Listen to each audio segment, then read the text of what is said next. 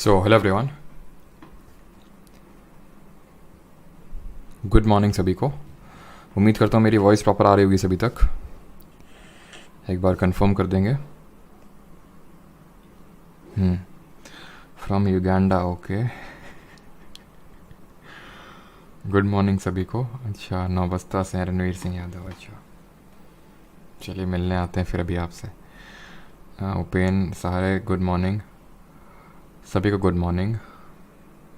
Okay, Shivram, Neerja, Naveen, रौनक।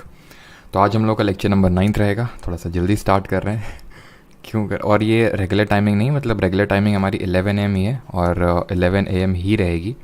आज के लिए सिर्फ 10 AM करी गई है, बाकी इवनिंग की क्लास हमारी सेम टाइमिंग पे रहेगी 7 PM पे, राइट।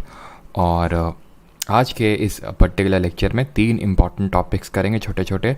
एक तो है पार्लियामेंट्री कमिटीज़, ठीक है, यानी कि जिसको हम हिंदी में बोलते हैं संसदीय समितियाँ। दूसरा हम करने वाले हैं कॉन्स्टिट्यूशनल अमेंडमेंट, यानी कि संवैधानिक संशोधन। तो इसमें पढ़ने वाले हैं कि क्या प्रोविजंस है अमेंडमेंट के, किस तरह से प्रोसीजर फॉलो किया जाता है अमेंडमेंट में, और कुछ इंपॉर्टेंट अमेंडमेंट्स जो हैं जो हम MCQs के थ्रू देखेंगे, ठीक है। पार्लियामेंट्री कमिटीज़, अमेंडमेंट्स, और तीसरा रहेगा हमारा इमरजेंसी, ठीक है, आपातकाल। स्टार्ट करते हैं पार्लियामेंट्री कमिटीज़ से, ठीक है। अब जिसका कोई डाउट होगा तो वो बाद में पूछ लेगा, ठीक है, अभी नहीं, ठीक है। अभी स्टार्ट करते हैं। पार्लियामेंट्री कमिटीज़ कहाँ हैं? ये कमिटीज़ इधर है ऊपर, ओके, ठीक।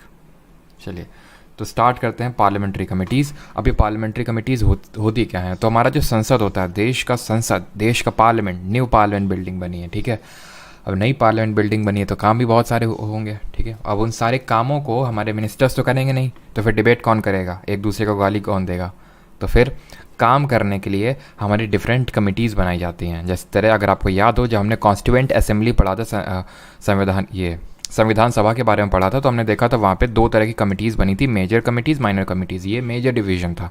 फिर मेजर कमिटीज़ में बहुत सारी हमारी कमिटीज़ थी, जैसे कि स्टेट्स कमेटी, यूनियन पास कमेटी, बहुत सारी कमिटीज़ थी हमारी। माइनर कमिटीज़ में बहुत सारी हमारी कमिटीज़ थी। ये कमिटीज़ को क्यों डिवाइड किया गया था? ताकि काम को डिवाइड किया जा सके, हैफाज़ार्ड मैनर में चीज़ें काम ना हो, और जो स्पेसिफिक काम हो वो स्पेसिफिक तरह के कमेटी को दिया जाए। बस इसीलिए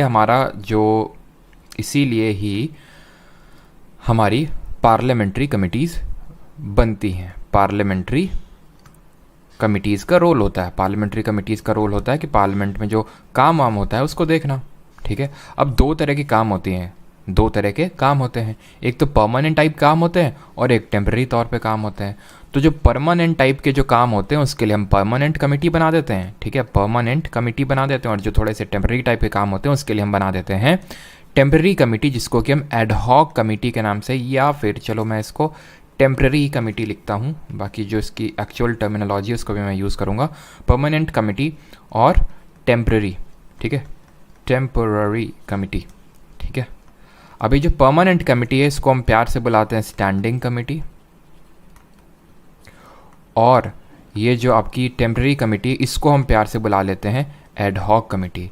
हिंदी में क्या बोलते हैं इनको? स्टैंडिंग कमेटी को हम बोलते हैं स्थायी समिति, ठीक है, स्थायी समिति। और एडहॉक कमेटी को बोलते हैं तदर्थ, ठीक है, तदर्थ कमेटी, समिति। क्लियर हो गया कि जो परमानेंट टाइप के काम है उसके लिए हम परमानेंट कमेटी बनाएंगे, जिनको स्टैंडिंग कमेटी बोलते हैं। जो टेम्पररी टाइप के काम होंगे, जैसे कि फॉर एग्जांपल कुछ ऐसा काम आ गया जो एक्चुअल में हमेशा, मतलब हर साल का काम नहीं है, वो अभी इमरजेंसी में कोई काम आ गया तो उसके लिए टेम्पररी कमेटी बना दी जाएगी, उसका गठन किया जाएगा एडहॉक कमेटी का, वो काम अपना फिनिश कर लेगी, उसको स्क्रैप कर दिया जाएगा, बट परमानेंट कमेटी स्क्रैप नहीं की जाती है, बिकॉज तभी तो ये है हमारी परमानेंट या फिर स्टैंडिंग कमेटी। अब ये जो टेम्पररी कमेटी है, इनके बारे में हमें नहीं पढ़ना बिल्कुल भी। SSC में आपका एक भी क्वेश्चन नहीं आया होगा टेम्पररी कमेटी से। अगर आया है तो मुझे दिखा दीजिए, ठीक है। अभी तक एक भी क्वेश्चन नहीं है, तो हम इसको बिल्कुल भी नहीं पढ़ेंगे और ना ही क्वेश्चन आएगा इससे। पढ़ना है हमें स्टैंडिंग कमेटी, परमानेंट कमेटी या फिर स्टैंडिंग कमेटी। इसमें भी सिर्फ एक तरह की कमेटी को पढ़ना है, दैट इज़ फाइनेंशियल कमेटी, ठीक है। फाइनेंशियल कमेटी के बारे में हमें सिर्फ पढ़ना है। ये फाइनेंशियल कमेटी जो कि परमानेंट कमेटी का टाइप है, इसमें 3 टाइप की कमेटी आती हैं। फाइनेंशियल स्टैंडिंग कमेटी लिख देता हूँ यहाँ पे मैं। जो फाइनेंशियल स्टैंडिंग कमेटी होती है, फर्दर इनको जो हम डिवाइड कर सकते हैं, 3 टाइप्स में डिवाइड कर सकते हैं। इनके डिफरेंट टाइप्स की होती है फाइनेंशियल स्टैंडिंग कमेटी, तो 3 पढ़नी है हमें, 3 फाइनेंशियल स्टैंडिंग कमेटी पढ़नी है। एक है public account committee, public account committee, दूसरी है एस्टिमेट्स कमेटी, और तीसरी है committee on public undertaking. Clear है? बहुत ही स्पेसिफिक मैनर में आपको पढ़ा रहा हूँ, बहुत ही एकदम प्रिसाइज मैनर में, बस आपको इतना आराम से बस समझते चलो, और जो क्वेश्चन बने, जो आपके क्वेश्चन बनता है पोटेंशियल क्वेश्चन, वो आराम से एक क्वेश्चन हो जाएगा। एक भी चीज़ मैं आपको एक्स्ट्रा नहीं पढ़ाऊंगा यहाँ पर, और एक भी चीज़ कम भी नहीं होगी। ठीक है? पब्लिक अकाउंट कमेटी, जिसको हम हिंदी में बोलते हैं सार्वजनिक लेखा समिति, एस्टिमेट कमेटी इसको प्राक्कलन समिति बोलते हैं, और कमेटी ऑन पब्लिक अंडरटेकिंग। हमें इस पे क्वेश्चन कैसे बनते हैं? क्वेश्चन ऐसे बनते हैं कि क्या इसका कोई मिनिस्टर मेंबर हो सकता है, या फिर इसको सबसे पहली बार कब बनाया गया, इसमें टोटल मेंबर कितने होते हैं, लोकसभा से कितने होते हैं, राज्यसभा से कितने होते हैं, क्या राज्यसभा से हो भी सकते हैं कि नहीं हो सकते हैं, कौन सी सबसे बड़ी कमेटी है, वो सारे टाइप के क्वेश्चंस बनते हैं, जो अभी मैं आपके क्लियर करता हूँ। सबसे पहली बात, इन तीनों कमिटीज़ में कुछ होती हैं सिमिलैरिटीज़, वो सिमिलैरिटीज़ हम देखेंगे। अब मैं आपको इस तरह से, आपको कॉन्स्टिट्यूशन में नहीं लिखा हुआ है, लेकिन जिस तरह से आपको बता रहा हूँ उस तरह से अगर आप याद रखेंगे तो आप चीज़ें कभी नहीं भूलने वाले हैं। ठीक है? यानी कि ये जो अब चीज़ें बताऊंगा ये तीनों कमिटीज़ के लिए कॉमन है। कॉमन क्या है, सिमिलैरिटीज़ क्या है? फर्स्ट सिमिलैरिटी है, तीनों में कॉमन है, no minister can be a member. No minister can be a member, यानी कि इनका सदस्य कोई मिनिस्टर नहीं हो सकता है। इन तीनों कमिटीज़ में कोई मिनिस्टर नहीं जा सकता है। तो कौन जाएगा? कौन जाते हैं इन कमिटीज़ में? आपको लग रहा होगा कोई मतलब कोई बाहर के लोग या फिर कोई IAS ऑफिसर, नहीं होते। इनमें मेंबर ऑफ पार्लियामेंट ही है, MPs ही हैं, बट मिनिस्टर नहीं होते हैं। याद करिए, कल मैंने बताया था आपको, कल या परसों बताया होगा कि हमारे मेंबर ऑफ पार्लियामेंट 2 तरह के होते हैं। इस दुनिया में 2 तरह के लोग होते हैं, उसी तरह इस पार्लियामेंट में 2 तरह के लोग होते हैं। एक वो जो कहलाते हैं मिनिस्टर, जो कोई ना कोई पोर्टफोलियो होल्ड करके रखे हुए हैं, एक्सटर्नल अफेयर्स, रोड ट्रांसपोर्ट, या फिर आपका मान लेते हैं कोई भी portfolio, finance minister, defence minister, तो इनके पास कोई ना कोई पोर्टफोलियो होता है, उनको बोलते हैं मिनिस्टर। जिनके पास कोई पोर्टफोलियो नहीं होता है उनको बोलते हैं प्राइवेट मेंबर। क्लियर? तो यानी इसमें कमिटी में सिर्फ प्राइवेट मेंबर होंगे, मिनिस्टर मेंबर नहीं हो सकता है। क्लियर? दूसरी, इनका जो टर्म होता है, टर्म ऑफ मेंबर्स तीनों कमिटीज़ में जो कॉमन है वो है आपका 1 ईयर, 1 साल का टर्म होता है। तीसरी सिमिलैरिटी ये है कि इनका जो इलेक्शन होता है, जो इनका चुनाव होता है, वो होता है प्रोपोर्शनल रिप्रेजेंटेशन, यानी कि अनुपातिक प्रतिनिधित्व, proportional representation, plus single transferable vote, एकल संक्रमणीय मत। ऐसा हमने इलेक्शन का मेथड कहाँ पर पढ़ा था, किसके लिए पढ़ा था, जल्दी से बताइए। ये सिर्फ 3 सिमिलैरिटीज़ हैं, ये आपको याद रखनी है। तीनों के लिए आपको अलग अलग से पढ़ने की ज़रूरत नहीं है, बिकॉज जब आप पढ़ेंगे कहीं पे भी तो आपको अलग अलग से चीज़ें मिलेंगी। तो मैंने आपको सिमिलैरिटीज़ के उसमें हेडिंग में बता दिया। अब इलेक्शन इनका इस मेथड से होता है, लेकिन अगर हम बात करें तो कैसा इनका अपॉइंटमेंट या फिर कैसे ये चूज़ किए जाते हैं, तो उस पर थोड़ी सी डिस्कशन कर लेते हैं। तो दे आर अपॉइंटेड, या फिर रुकिए जरा, ठीक है, दे आर अपॉइंटेड और इलेक्टेड बाय द हाउस। ठीक है, या तो इनका हाउस इलेक्ट करेगा, अपॉइंट करेगा, और किस तरह सिलेक्शन होगा वो देखा, या फिर और नॉमिनेटेड, ठीक है, नॉमिनेटेड बाय द स्पीकर और चेयरमैन, या तो स्पीकर या चेयरमैन को क्या करेगा, नॉमिनेट करेगा। ठीक, and they work under the direction of speaker और chairman, that is presiding officer. Clear? Similarities देख ली। No minister can be member, term of members is 1 year, and election is done by proportional representation पर single transferable vote. और ये system ने देखा था हमारे प्रेसिडेंट के इलेक्शन में, हमारे देखें तो वाइस प्रेसिडेंट के भी इलेक्शन में, हमने ये देखा था राज्यसभा के इलेक्शंस में। ठीक, लोकसभा में क्या होता है, लोकसभा में होता है डायरेक्ट इलेक्शन, और लोकसभा में होता है आपका first pass the post, first past the post, यानी पोस्ट को जिसने पहले पार कर लिया वो जीत जाएगा, चाहे भले 1 वोट से कोई आगे निकल गया, वो विनर कहलाएगा, यानी विनर टेक्स ऑल होता है आपका लोकसभा में। अब बात करते हैं डिसिमिलैरिटीज़ की, या फिर डिफरेंसेस की between all these 3 committees. Differences की बात करते हैं, ठीक है। वो तो सिमिलैरिटीज़ हो गई थी, सिमिलैरिटीज़ तो बहुत आसान है क्योंकि उस तीनों में कॉमन है, तो अलग से याद करना नहीं है। अब आते हैं इनमें इनके उस पर, ठीक है। थोड़ी सी जो लाइन्स हैं कुछ ज़्यादा ही लंबी बन गई है ना। यहाँ पे ये ले लेते हैं कमेटी, और ये तो ये हो गई आपकी public accounts committee, that is, मैं शॉर्ट में पीएससी लिख रहा हूँ, दैट मीन्स सार्वजनिक लेखा समिति, ठीक। इसमें क्या इंपॉर्टेंट, क्या क्या इसमें पूछा जाएगा जो इससे डिफरेंट है। इसको स्टैब्लिश किया गया था, स्टैब्लिश्ड ऐसे लिखेंगे, established under government of India act 1919 के तहत स्टैब्लिश किया गया था, लेकिन ये आई थी एग्जिस्टेंस में 1921 में, ठीक है। यहाँ पे लिखता हूँ 1921 में एग्जिस्टेंस में आई थी। काम क्या है इसका, लेकिन उससे पहले इसकी स्ट्रेंथ डिस्कस कर लेते हैं। इसकी जो स्ट्रेंथ होती है वो होती है 22 मेंबर्स की, 15 आते हैं लोकसभा से और 7 आते हैं राज्यसभा से। काम क्या होता है, फंक्शन क्या होता है इसका, फंक्शन होता है इसका to examine the audit reports of, to examine the audit reports of CAG, comptroller and auditor general, नियंत्रक एवं महालेखक परीक्षक की जो ऑडिट रिपोर्ट होती है उनकी जांच करना का काम होता है पब्लिक अकाउंट कमेटी का। ख़त्म, बस। तो इसमें हमने कितनी चीज़ें पढ़ी पब्लिक अकाउंट कमेटी में, 6 चीज़ें पढ़ी। 6 चीज़ें सर, यहाँ पे तो 3 ही लिखी कि गवर्नमेंट ऑफ इंडिया एक्ट से स्टैब्लिश हुआ था 1919 का, जो जिसको मॉन्टेगी चिल्स फॉर रिफॉर्म्स बोलते हैं, 1921 से बनी। स्ट्रेंथ 22 होती है, 15 लोकसभा से, 7 राज्यसभा से। फंक्शन होता है to examine the audit reports of CAG. But हमने ये भी तो पढ़ा कि इनका मेंबर्स का टर्म जो होता है 1 साल का होता है, मिनिस्टर मेंबर नहीं हो सकता, और रिलेशन इस तरह से होता है। ये सिमिलैरिटीज़ हैं तीनों, तो 6 चीज़ें इससे हो गई। अब आते हैं एस्टिमेट कमेटी पे, शॉर्ट में ईसी लिख रहा हूँ। इसमें क्या वो है, अगर हम बात करें ऐसी स्पेशल चीज़, तो एस्टिमेट कमेटी में सबसे पहली बात तो ये है कि इसको बनाया गया था ऑन द रिकमेंडेशन ऑफ, पूरा नोट्स में लिखेंगे वॉज फॉर्म्ड, इस तरह से लिखेंगे, was formed on the recommendation of John Mathai committee. John Mathai हमारे कौन थे, हमारे पहले, जरा बताइए, कोई बताएगा यहाँ पे जॉन मथाई कौन थे, कैबिनेट में उनकी क्या रैंक थी, पहला जो कैबिनेट था जॉन मथाई, ठीक है। इसको कॉन्स्टिट्यूट किया गया था, ये प्री इंडिपेंडेंस में भी थी 1947 से पहले, बट पोस्ट इंडिपेंडेंस अगर बात करें तो that it was constituted, question आ चुका है CGL 2022 में ही इस पे क्वेश्चन आया, constituted in 1950 for the first time. Special thing इसके बारे में ये है कि इसमें टोटल मेंबर्स की अगर हम बात करें, अगर इसकी हम स्ट्रेंथ की बात करें तो स्ट्रेंथ होती है इसमें 30 मेंबर्स की, and all from Lok Sabha, that is Rajya Sabha has no representation, Rajya Sabha has no representation, कोई रिप्रेजेंटेशन नहीं है बेचारी राज्यसभा का।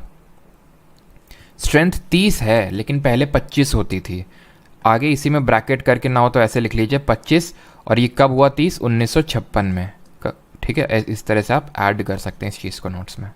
इसका काम क्या होता है, इसका फंक्शन होता है to examine estimates included in the budget, to examine estimates included in the budget. Budget में एस्टिमेट्स होते हैं, इतना खर्चा, इतना आया, इतना गया, वो सारी जो चीज़ें देखना काम होता है वो हमारी एस्टिमेट कमेटी का होता है, जिसको हम बोलते हैं प्राक्कलन समिति। जो ऑडिट रिपोर्ट्स होती हैं कैग की, जो डिफरेंट तरह की, उनको देखना होता है काम पब्लिक अकाउंट कमेटी का। अब आ जाते हैं अपनी तीसरी financial standing committee, and that is committee on public undertaking, short में PU लिख रहा हूँ, ठीक। तो इसमें हमने इतनी चीज़ें देखी। अब यहाँ पे देख लेते हैं पब्लिक अंडरटेकिंग में क्या क्या चीज़ें डिफरेंट है, इसके बाद किसी का कोई डाउट होगा तो पूछ लेगा। इट वॉज स्टैब्लिश्ड और क्रिएटेड इन, ठीक है, इस तरह से लिखेंगे, स्टैब्लिश्ड और created in 1964 on the basis of recommendation, पूरा लिखेंगे, on the basis of recommendation of Krishna Menon committee, ठीक है। कृष्णा मेनन कमेटी बैठी थी, उसके रिकमेंडेशन पे ये कमेटी, ये जो कमीशन, ये कमेटी बनी थी, ठीक। इसमें टोटल स्ट्रेंथ की अगर मैं बात करूँ तो स्ट्रेंथ इसमें भी वही होती है 22 मेंबर्स की, again 15 from the Lok Sabha and 7 from the Rajya Sabha. But initially जब ये फॉर्म हुई थी कमेटी तब इसमें 15 मेंबर्स हुआ करते थे, कितने हुआ करते थे, 15, और इसकी जो स्ट्रेंथ है 15 से 22 चेंज करी गई 1974 में। इसमें एक चीज़ इंपॉर्टेंट ये है, डिस्टिंक्ट फीचर ये है कि चेयरमैन इसका होता है, chairman is from Lok Sabha only, यानी कि सिर्फ लोकसभा से ही चेयरमैन हो सकता है। मेंबर राज्यसभा से हो सकते हैं 7, लेकिन चेयरमैन सिर्फ लोकसभा से ही होगा। इसमें मेंबर्स सारे लोकसभा से ही होंगे, तो ऑब्वियस सी बात है चेयरमैन भी लोकसभा से ही होगा। इसका काम क्या होता है? इसका फंक्शन होता है टू एग्जामिन, इसका फंक्शन तो बहुत आसान सा है, to examine reports and accounts of public undertakings. ये होता है कमिटी ऑन पब्लिक अंडरटेकिंग का फंक्शन। ठीक, एक बस स्लाइड और है और आपका चैप्टर ख़त्म। एंड दैट इज़, वैसे तो मेन आपका ख़त्म हो गया है, आप ये समझ लो ख़त्म हो गया आपका पूरा। बस एक चीज़ और एक्स्ट्रा थोड़ा सा देख लो, and that is regarding departmental related standing committees, departmental related standing committees. ठीक है, तो इसमें क्या देखना है? इसमें ये देखना है कि टोटली 24 होती हैं, हर डिपार्टमेंट की अलग अलग करके, मतलब डिपार्टमेंट का काम देखने के लिए अलग अलग कमिटीज़ बना दी गई, जो कि स्टैंडिंग कमिटीज़ हैं, आपकी परमानेंट कमिटीज़ हैं, टोटल 24 हैं। ये 24 का डिवीज़न कुछ इस तरह से है कि 16 हैं लोकसभा से, 16 हैं फॉर्म लोकसभा में, और 8 रिमेनिंग है आपकी राज्यसभा में। और हर कमेटी की अगर बात करें, क्या चीज़ नोट्स हिंदी में है क्या? बिल्कुल नोट्स हिंदी में भी है। चलो छुट्टी, हाँ छुट्टी, अभी 2 टॉपिक और बाकी हैं, छुट्टी होने लगी। तुमको लगता है जल्दी तुम्हारी छुट्टी हो जाएगी है? 16 लोकसभा से और 8 राज्यसभा से। मेंबर्स की अगर बात करें तो इनमें मेंबर्स होते हैं 31, 21 लोकसभा से और 10 राज्यसभा से। ठीक है, मतलब अगर कोई एक कमेटी है लोकसभा में बनी है तो उसमें राज्यसभा से भी मेंबर हो सकते हैं। मैक्सिमम कितने हो सकते हैं? 10 हो सकते हैं। बाकी ये, इसके अलावा और कुछ आपसे नहीं पूछेगा। बस 2 चीज़ें और, ठीक है, अगर कभी पूछ ले तो। एक तो होती है आपकी committee on private members bill, committee on private members bill. इसका जो चेयरमैन होता है ऑलवेज, इसका जो चेयरमैन होता है हमेशा डेप्यूटी स्पीकर ऑफ लोकसभा ही होता है। डेप्यूटी स्पीकर ऑफ लोकसभा को ये वरदान प्राप्त है। एक दिन क्या था, डिप्टी स्पीकर जो थे हमारे लोकसभा के, जो पहले, अच्छा बताइए कौन थे? तो पहले होते तो वो क्या थे कि मतलब शिव जी के काफ़ी बड़े भक्त थे। तो उन्होंने क्या किया, एक दिन मतलब बैठ के, नहीं वो फिल्मों में आपने देखा होगा कि बैठ के एकदम मेडिटेशन किए जा रहे हैं, एकदम हवन यज्ञ किए जा रहे हैं। ठीक है, एकदम से शिव जी प्रकट हो गए। अब शिव जी ने बोला कि वस्त्र मांग, क्या वरदान मांगना चाहता है? मैं तेरी पूजा से काफ़ी इम्प्रेस्ड हुआ। तो डिप्टी स्पीकर ने ये बोला कि शिव जी, हे शिव जी, मुझे ये वरदान प्राप्त हो कि जिस भी कमेटी का मुझे मेंबर बनाया जाए उसका मैं अपने आप चेयरमैन बन जाऊं। तो उस दिन शिव जी ने इनको वरदान दे दिया कि डिप्टी स्पीकर जिस भी कमेटी का मेंबर बनेगा उसका चेयरमैन बन जाएगा। तो ये प्राइवेट मेंबर्स बिल का मेंबर होता है, इसलिए चेयरमैन। अब ये बात आपको मजाक लग सकती है, बट इट इज़ ट्रू कि डिप्टी स्पीकर अगर किसी भी कमेटी का मेंबर बन गया तो वो अपने आप उसका चेयरमैन बन जाएगा। ठीक है, इसको वरदान प्राप्त है। Stories may differ but the fact is true. अब बात करते हैं हमारा स्पीकर। अब ये स्पीकर, डिप्टी स्पीकर के पास तो इतनी पावर है, बट स्पीकर ऑफ लोकसभा है वो भी क्या किन्हीं कमिटीज़ का चेयरमैन होता है? बिल्कुल, ये आपका 3 कमिटीज़ होती है जिसका चेयरमैन होता है business advisory committee, rules committee, general purpose committee. ठीक है, जनरल पर्पस कमेटी। इन 3 कमिटीज़ का ये चेयरमैन होता है स्पीकर ऑफ लोकसभा। अब बताइए किसी कोई डाउट है क्या? ख़त्म हो गया आपका चैप्टर काफ़ी बड़ा था, लेकिन इसको जितना मैंने समराइज़ कर दिया, बस आपको इतना ही याद, वर्ड्स नहीं, वर्ड्स, हाँ words. Public account committee setup 1923 में हुआ था या 1921, यहाँ लिखा है ना मैंने 1921 में। गवर्नमेंट ऑफ इंडिया 1919 के बेसिस पर 1921 में सेटअप हुआ था। अच्छा, आवाज़ ही वरदान है, क्या बात है। चलिए,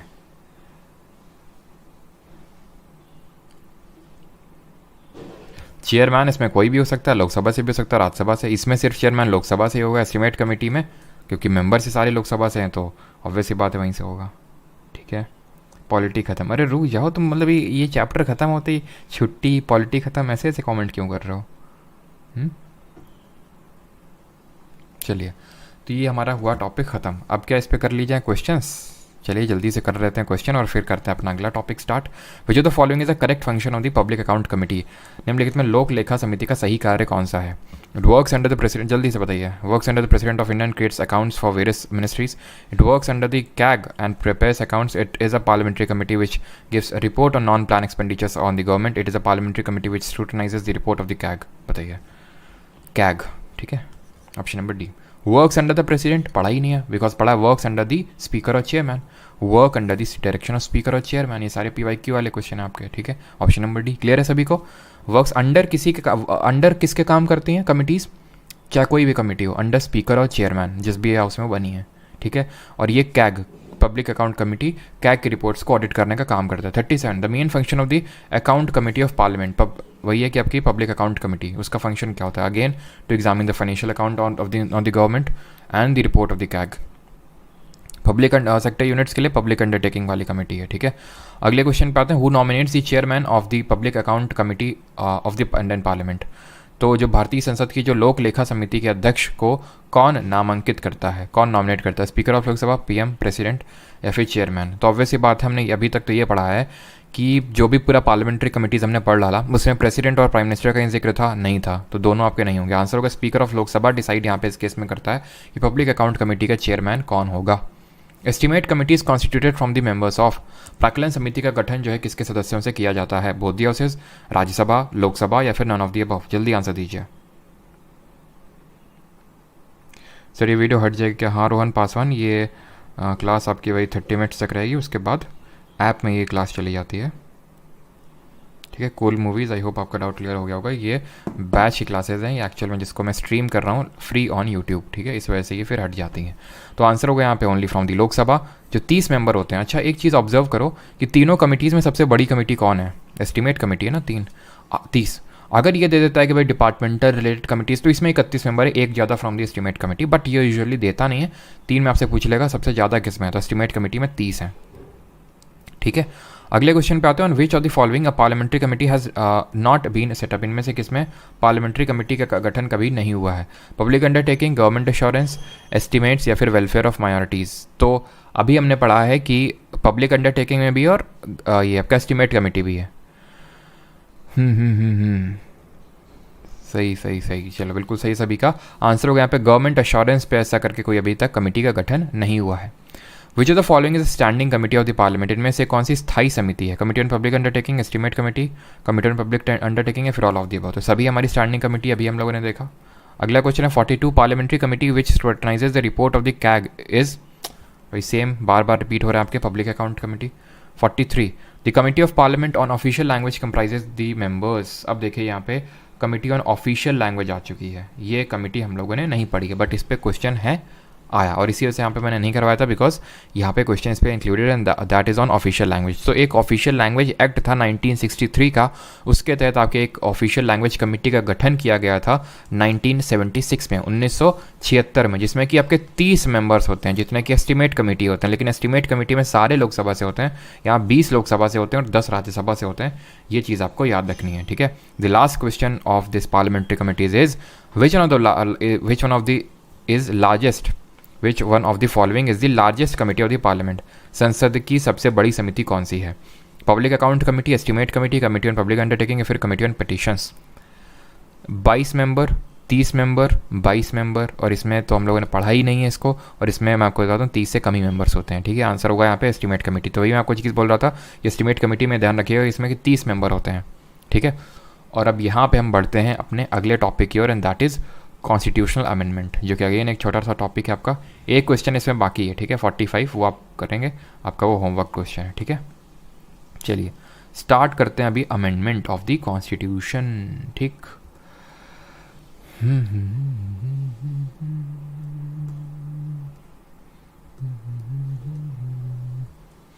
चलो तो अभी स्टार्ट करते हैं कॉन्स्टिट्यूशनल अमेंडमेंट। इसमें क्या क्या पढ़ेंगे, इसमें हम पढ़ेंगे कि अमेंडमेंट के रिगार्डिंग जो प्रोविजंस हैं वो पढ़ेंगे, ठीक है। तो जल्दी जल्दी से स्टार्ट करते हैं। सबसे पहले जो कॉन्स्टिट्यूशन में अमेंडमेंट होता है हमारे, वो कौन से पार्ट में दिया हुआ है और कौन से आर्टिकल में दिया हुआ है। संवैधानिक संशोधन, व्हाट इज़ कॉन्स्टिट्यूशनल अमेंडमेंट। संवैधानिक संशोधन होता क्या है, तो ये होता है कि कॉन्स्टिट्यूशन के जो प्रोविजंस हैं उसमें कोई भी चेंज करना, कोई भी छेड़छाड़ करना, कोई चीज़ हटाना, ऐड करना, उसको बोलते हैं कॉन्स्टिट्यूशनल अमेंडमेंट, यानी कि संवैधानिक संशोधन। ये मेकिंग ऑफ कॉन्स्टिट्यूशन नहीं है, ये आपका अमेंडमेंट है, ठीक है। अब अगर हम बात करें अमेंडमेंट की,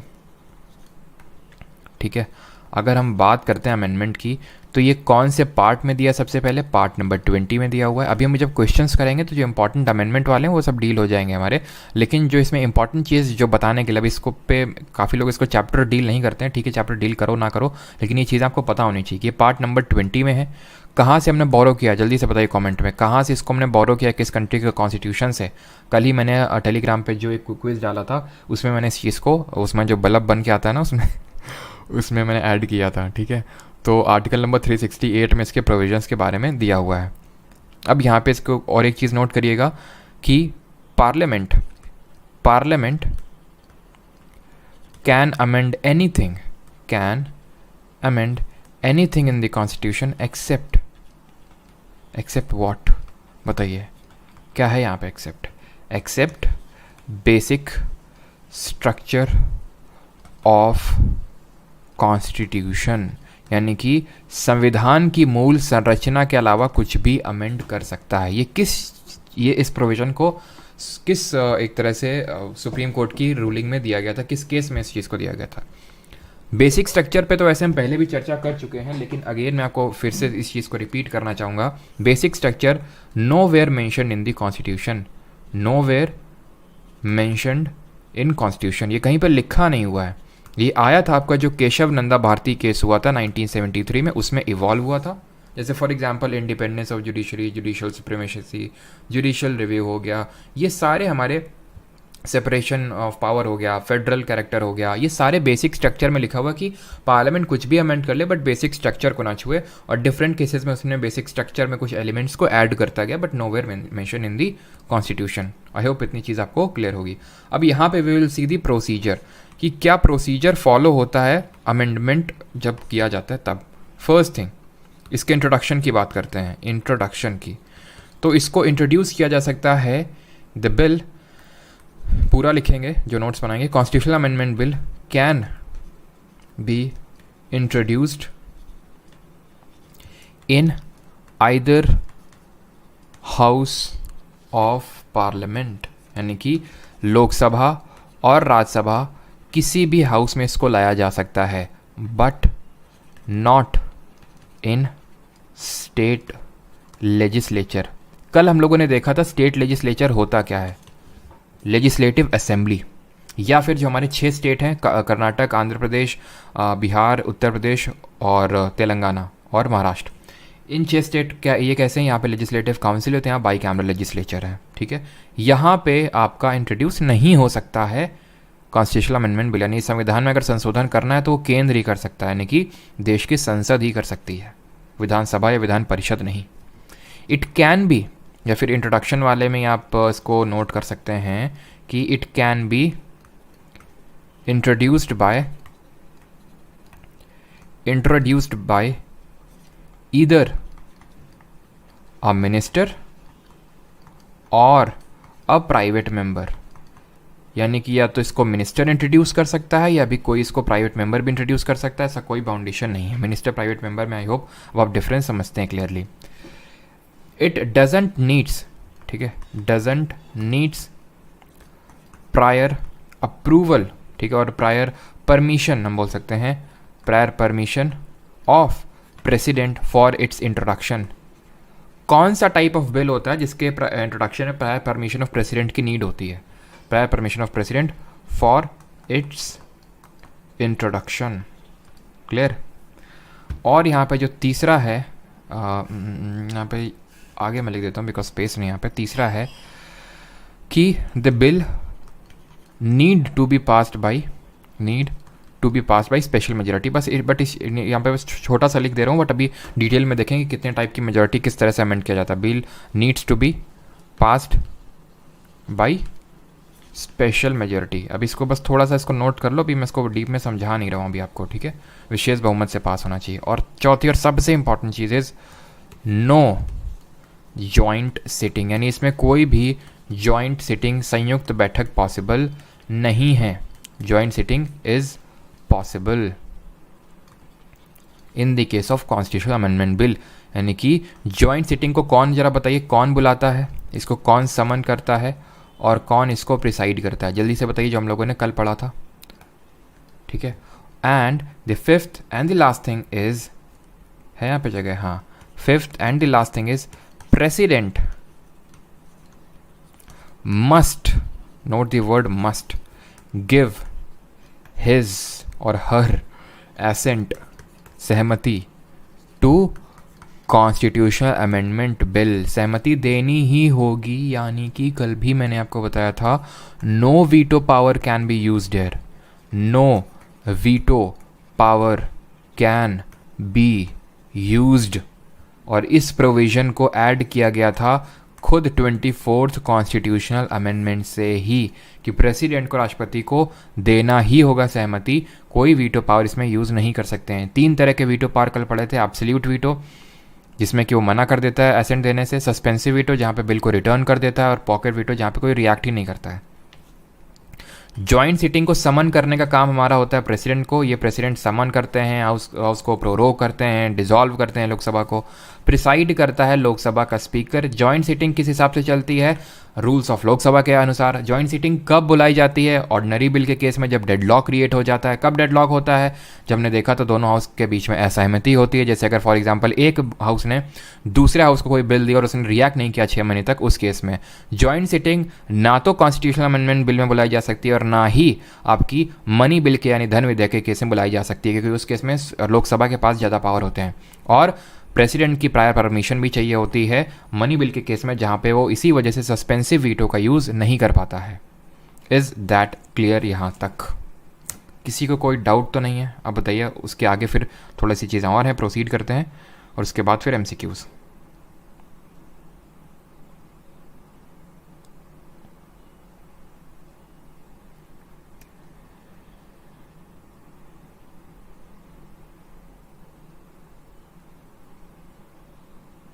सर प्लीज़ बता दो पेड कोर्स कैसे परचेज़ करें.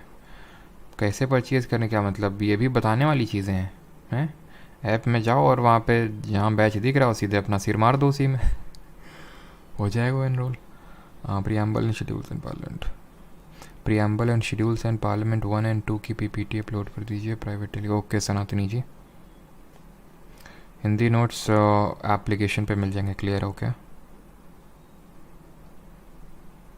परमार एकेडमी ऐप है सर. नैतिक जी डिस्क्रिप्शन चेक करिए. वीटो समझा दीजिए एक बार.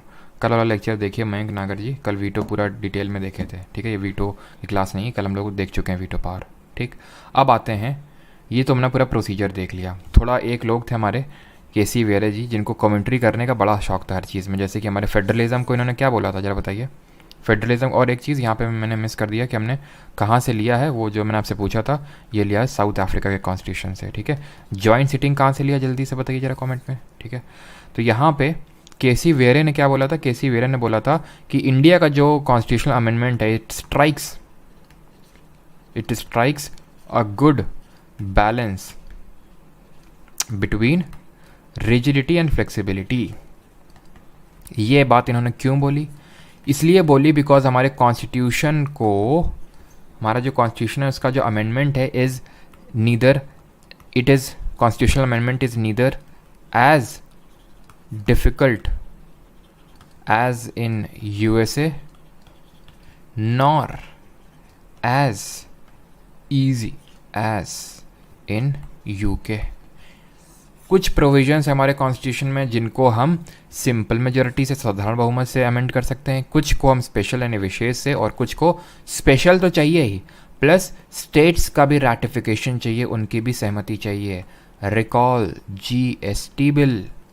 GST बिल में क्या था? GST बिल को हर स्टेट के पास ही भेजा गया था कि आप लोग भी अपनी सहमति दो, लेकिन सबकी सहमति ज़रूरी नहीं है. बस आधे स्टेट दे दें, ख़त्म. जैसे 28 राज्य हैं भारत में, अगर 14 ने भी सहमति दे दी, 14 फिर उससे ज़्यादा, अपने आप ये स्टेट का वाला जो काम है ख़त्म हो जाएगा. तो amendment under article 368 by 3 ways यहाँ पे लिखा हुआ. But let me tell you, this type of amendment is not dealt as an amendment under Article 368. You may recall here Article number 4, which says that amendment under Article 1 and 2 shall not be dealt as an amendment under Article 368 because those type of amendment can be done with simple majority. कहने का मतलब ये है कि जो कोई भी चीज़ हमारे कॉन्स्टिट्यूशन में चेंज करी जाएगी, अमेंड करी जाएगी, और अगर उसको सिंपल मेजॉरिटी से किया जा रहा है तो उसको अमेंडमेंट अंडर 368 हम डील नहीं करेंगे। तो अब हमारे पास बचते हैं सिर्फ special majority plus special majority and with ratification of at least half of the state. But अब हम यहाँ पे देखेंगे कौन कौन से प्रोविजन है जिनको सिंपल मेजॉरिटी से किया जा सकता है, जिनके लिए अमेंडमेंट अंडर आर्टिकल 368 की ज़रूरत नहीं होती है। Admission establishment of new state, याद करिए आर्टिकल नंबर 2 एंड 3, ये आपके अमेंडमेंट अंडर आर्टिकल 368 नहीं डील किया था, इनको सिंपल मेजॉरिटी से किया जाता है। मैंने इसे सिंपल मेजॉरिटी कल बता चुका हूँ मैं आपके क्लास के एकदम शुरुआत में, इसीलिए मैंने आपको बताया था कल, सिंपल मेजॉरिटी साधारण बहुमत यानी कि majority of members present and voting. अगर 100 मेंबर्स हैं तो फिर उसका डिवाइड बाई 2 + 1 कर दो। स्पेशल मेजॉरिटी भी 3 तरह की कैसी होती है कल बताया था, और special majority plus ratification with half of the state का मतलब होता है कि ये स्पेशल मेजॉरिटी प्लस स्टेट से सिंपल मेजॉरिटी, समझो मेरी बात को फिर से। ये जो तीसरा वाला है, जो भी प्रोविजंस इसके थ्रू अमेंड होते हैं, जैसे अगर मैं बात करूं, चलो अभी आएंगे उस पर, पहले ये देखो, ठीक है। ये आर्टिकल नंबर 2 है, ये आर्टिकल नंबर 3 है।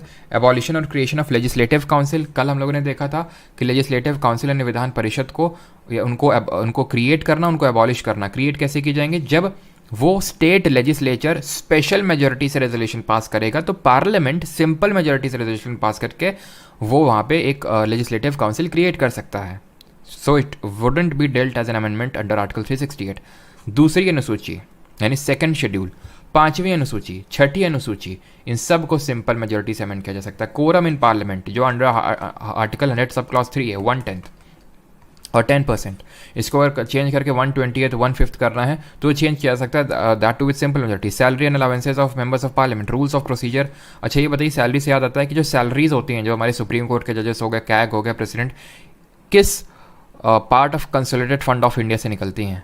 प्रिविलेजेस ऑफ द पार्लियामेंट हो गया, यानी जो पार्लियामेंटेरियंस के पास हमारे पास प्रिविलेजेस होती हैं। क्या क्या प्रिविलेजेस होती हैं कि एक तो उनको सिविल मैटर्स में अरेस्ट नहीं किया जा सकता है जब हाउस सेशन में हो, और या फिर उसके 40 दिन पहले 40 दिन बाद। उनका कलेक्टिव प्रिविलेज होता है कि वो कुछ भी कहें पार्लियामेंट के अंदर, उसके लिए वो लायबल नहीं है कोर्ट में, ठीक है।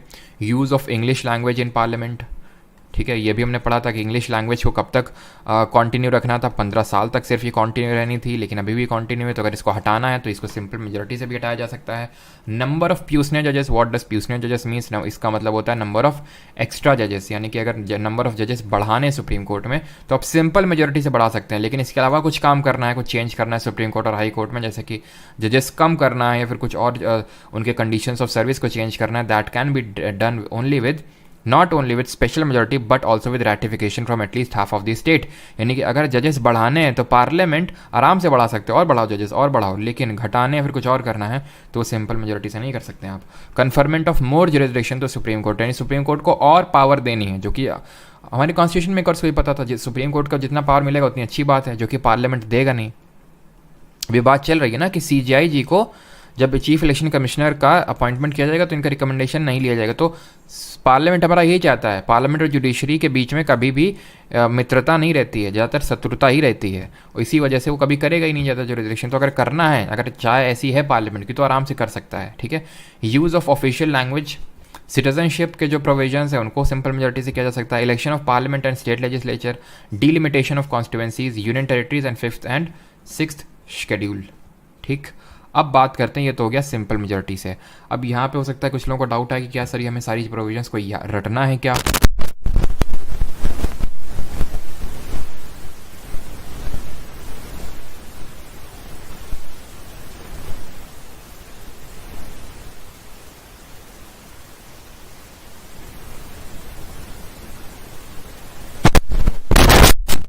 अभी वॉइस आ रही होगी, आई थिंक प्रॉपर है ना, बीच में वॉइस चली गई होगी।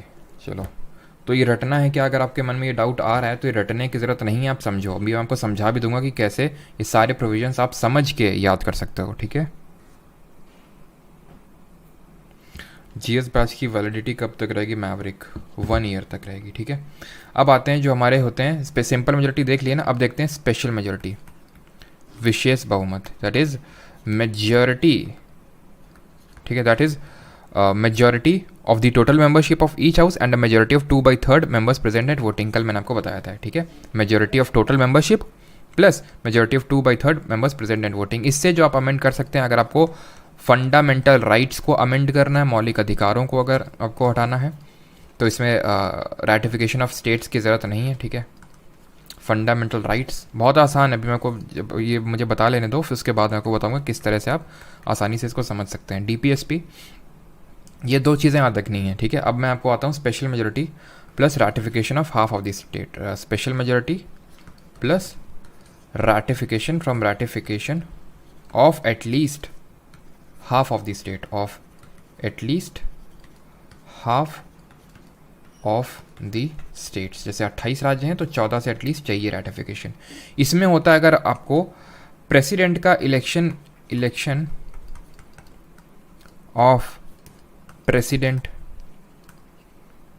एंड इट्स मैनर, ठीक है, वो चेंज करना है अगर आपको, या फिर अगर आपको एनी लिस्ट इन 7th शेड्यूल, एनी लिस्ट इन 7th शेड्यूल, जो हमारी 7वीं अनुसूची होती है, वॉइस तो प्रॉपर आ रही होगी ना, आई थिंक, ठीक है, आई थिंक प्रॉपर आ रही होगी।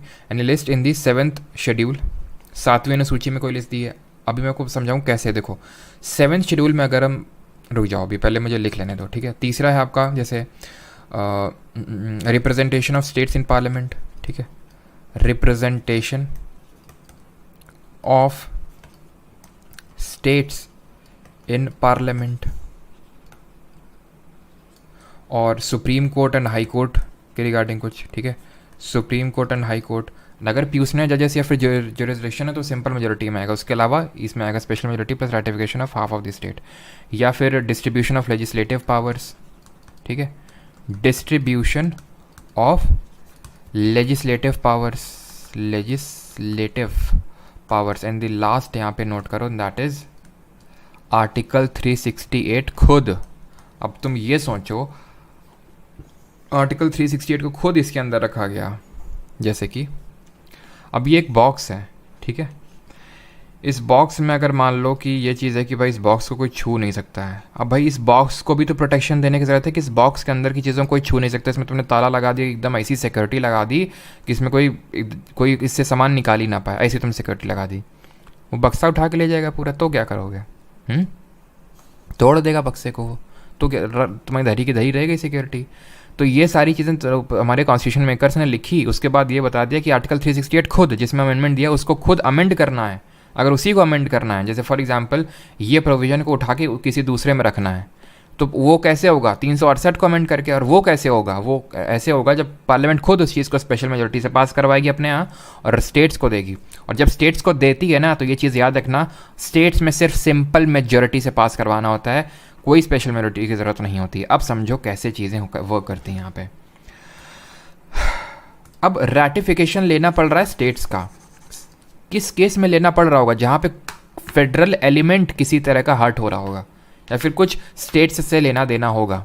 इलेक्शन ऑफ प्रेसिडेंट में एमएलए हिस्सा लेते हैं, स्टेट्स का भी रिप्रेजेंटेशन होता है, तो इसलिए अगर इसको अमेंड करना है तो स्टेट से परमिशन लेनी पड़ेगी।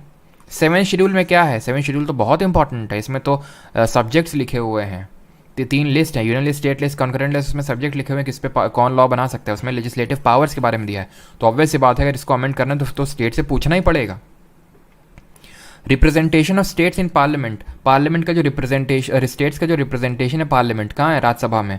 तो या फिर लोकसभा में किस तरह से रिप्रेजेंटेशन होगा, वो भी अगर आप चेंज करें तो स्टेट की ज़रूरत पड़ेगी। सुप्रीम कोर्ट, हाई कोर्ट जो हमारी जुडिशरी, उसके लिए भी, क्योंकि इंपॉर्टेंट चीज़ है, ठीक। ये फंडामेंटल राइट और डीपीएसपी, इसका क्या हमें चाहिए पूरे, मतलब ऐसे समझ सकते हो। फंडामेंटल राइट के केस में हमने देखा था कि पार्लियामेंट के पास ही लॉ बनाने का पावर होता है, हमने देखा था, अगर याद करें आप तो आर्टिकल नंबर कौन सा बोला था? आर्टिकल नंबर 35 हमारा बोला था कि पार्लियामेंट के पास ही सिर्फ पावर है कि फंडामेंटल राइट के रिस्पेक्ट में लॉ बना सकता है, बिकॉज यूनिफॉर्मिटी चाहिए पूरे देश में। तो एफआर और डीपीएसपी आप आराम से याद कर सकते हो स्पेशल मेजोरिटी से। बाकी चीज़ें जो हैं आपकी, वो आपकी सिंपल मेजोरिटी में आ जाएंगी, ठीक है। सिंपल मेजोरिटी में आप सारी, ये तो आपको याद ही है, ये भी याद है, ये भी आपको याद है, ठीक है। 7th शेड्यूल ही है जो आपका special plus ratification half of the state में। इसके अलावा कोई भी शेड्यूल आपसे पूछ ले, दूसरा, 5वां, 6वां, ये सब आपके सिंपल में आते हैं। कोरम उतनी इंपॉर्टेंट चीज़ नहीं, सैलरी उतनी इंपॉर्टेंट चीज़ नहीं है, प्रिविलेजेस ऑफ पार्लियामेंट जो इंपॉर्टेंट चीज़ नहीं है वो सिंपल मेजोरिटी से होगा। जो सिंपल मेजोरिटी वाला होता है उसको अमेंडमेंट डील नहीं किया जाता है under article 368। Now moving on to the, ठीक है। तो अमेंडमेंट 3 तरह के हो गए। अब क्वेश्चन पे आते हैं जल्दी से, उसके बाद हमारे आखिरी टॉपिक पे आएंगे, that will be emergency. Dash of the constitution deals with the amendment procedure of the constitution. बताइए।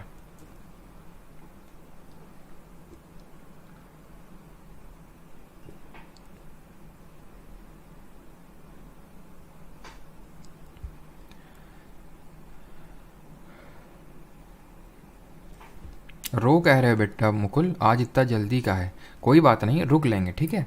दोनों लोग अभी यहाँ पे तुम्हारे लिए हम वो लाएं, पॉपकॉर्न लाएं, दोनों लोग बैठ के पॉपकॉर्न खाएंगे, ठीक है। पढ़ा लें सब लोग को, सब लोग चले जाएंगे, फिर दोनों लोग बैठ के यहाँ पे मूवी देखेंगे, ठीक। चलो अभी जितनी चीज़ें हैं इंपॉर्टेंट वाली वो देख लेते हैं, ठीक। तो यहाँ पे क्या आंसर होगा? Option number C, article number 368।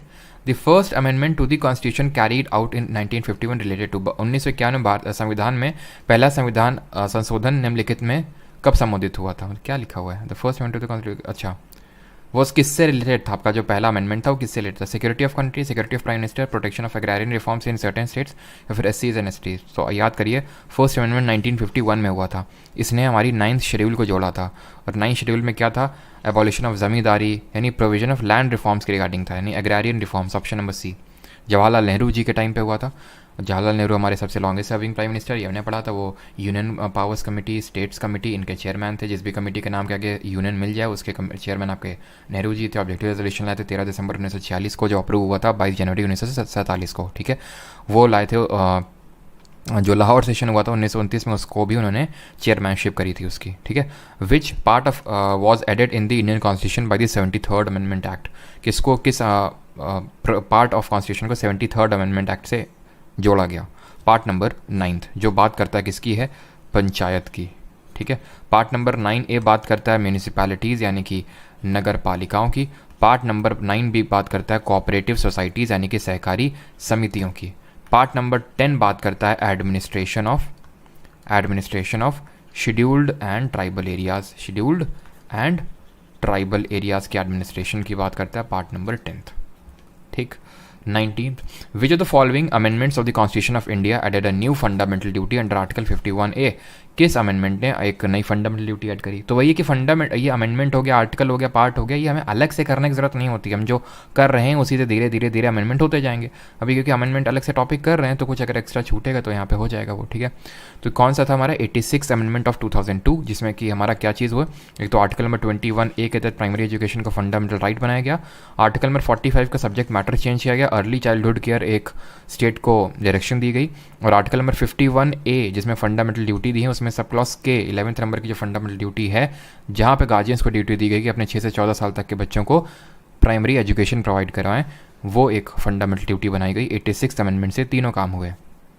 Which of the following amendment of the Constitution of India declared that the Parliament has the power to abridge or take away any of the fundamental right under Article 368 and such an act will not be a law under the meaning of Article 13? Question को करिए और यहाँ से आप पता चल जाएगा कि आप कितना रिवाइज करते हैं पिछले लेक्चर्स को। देखते हैं आप क्या आंसर देते हैं यहाँ पे। सबका सही है।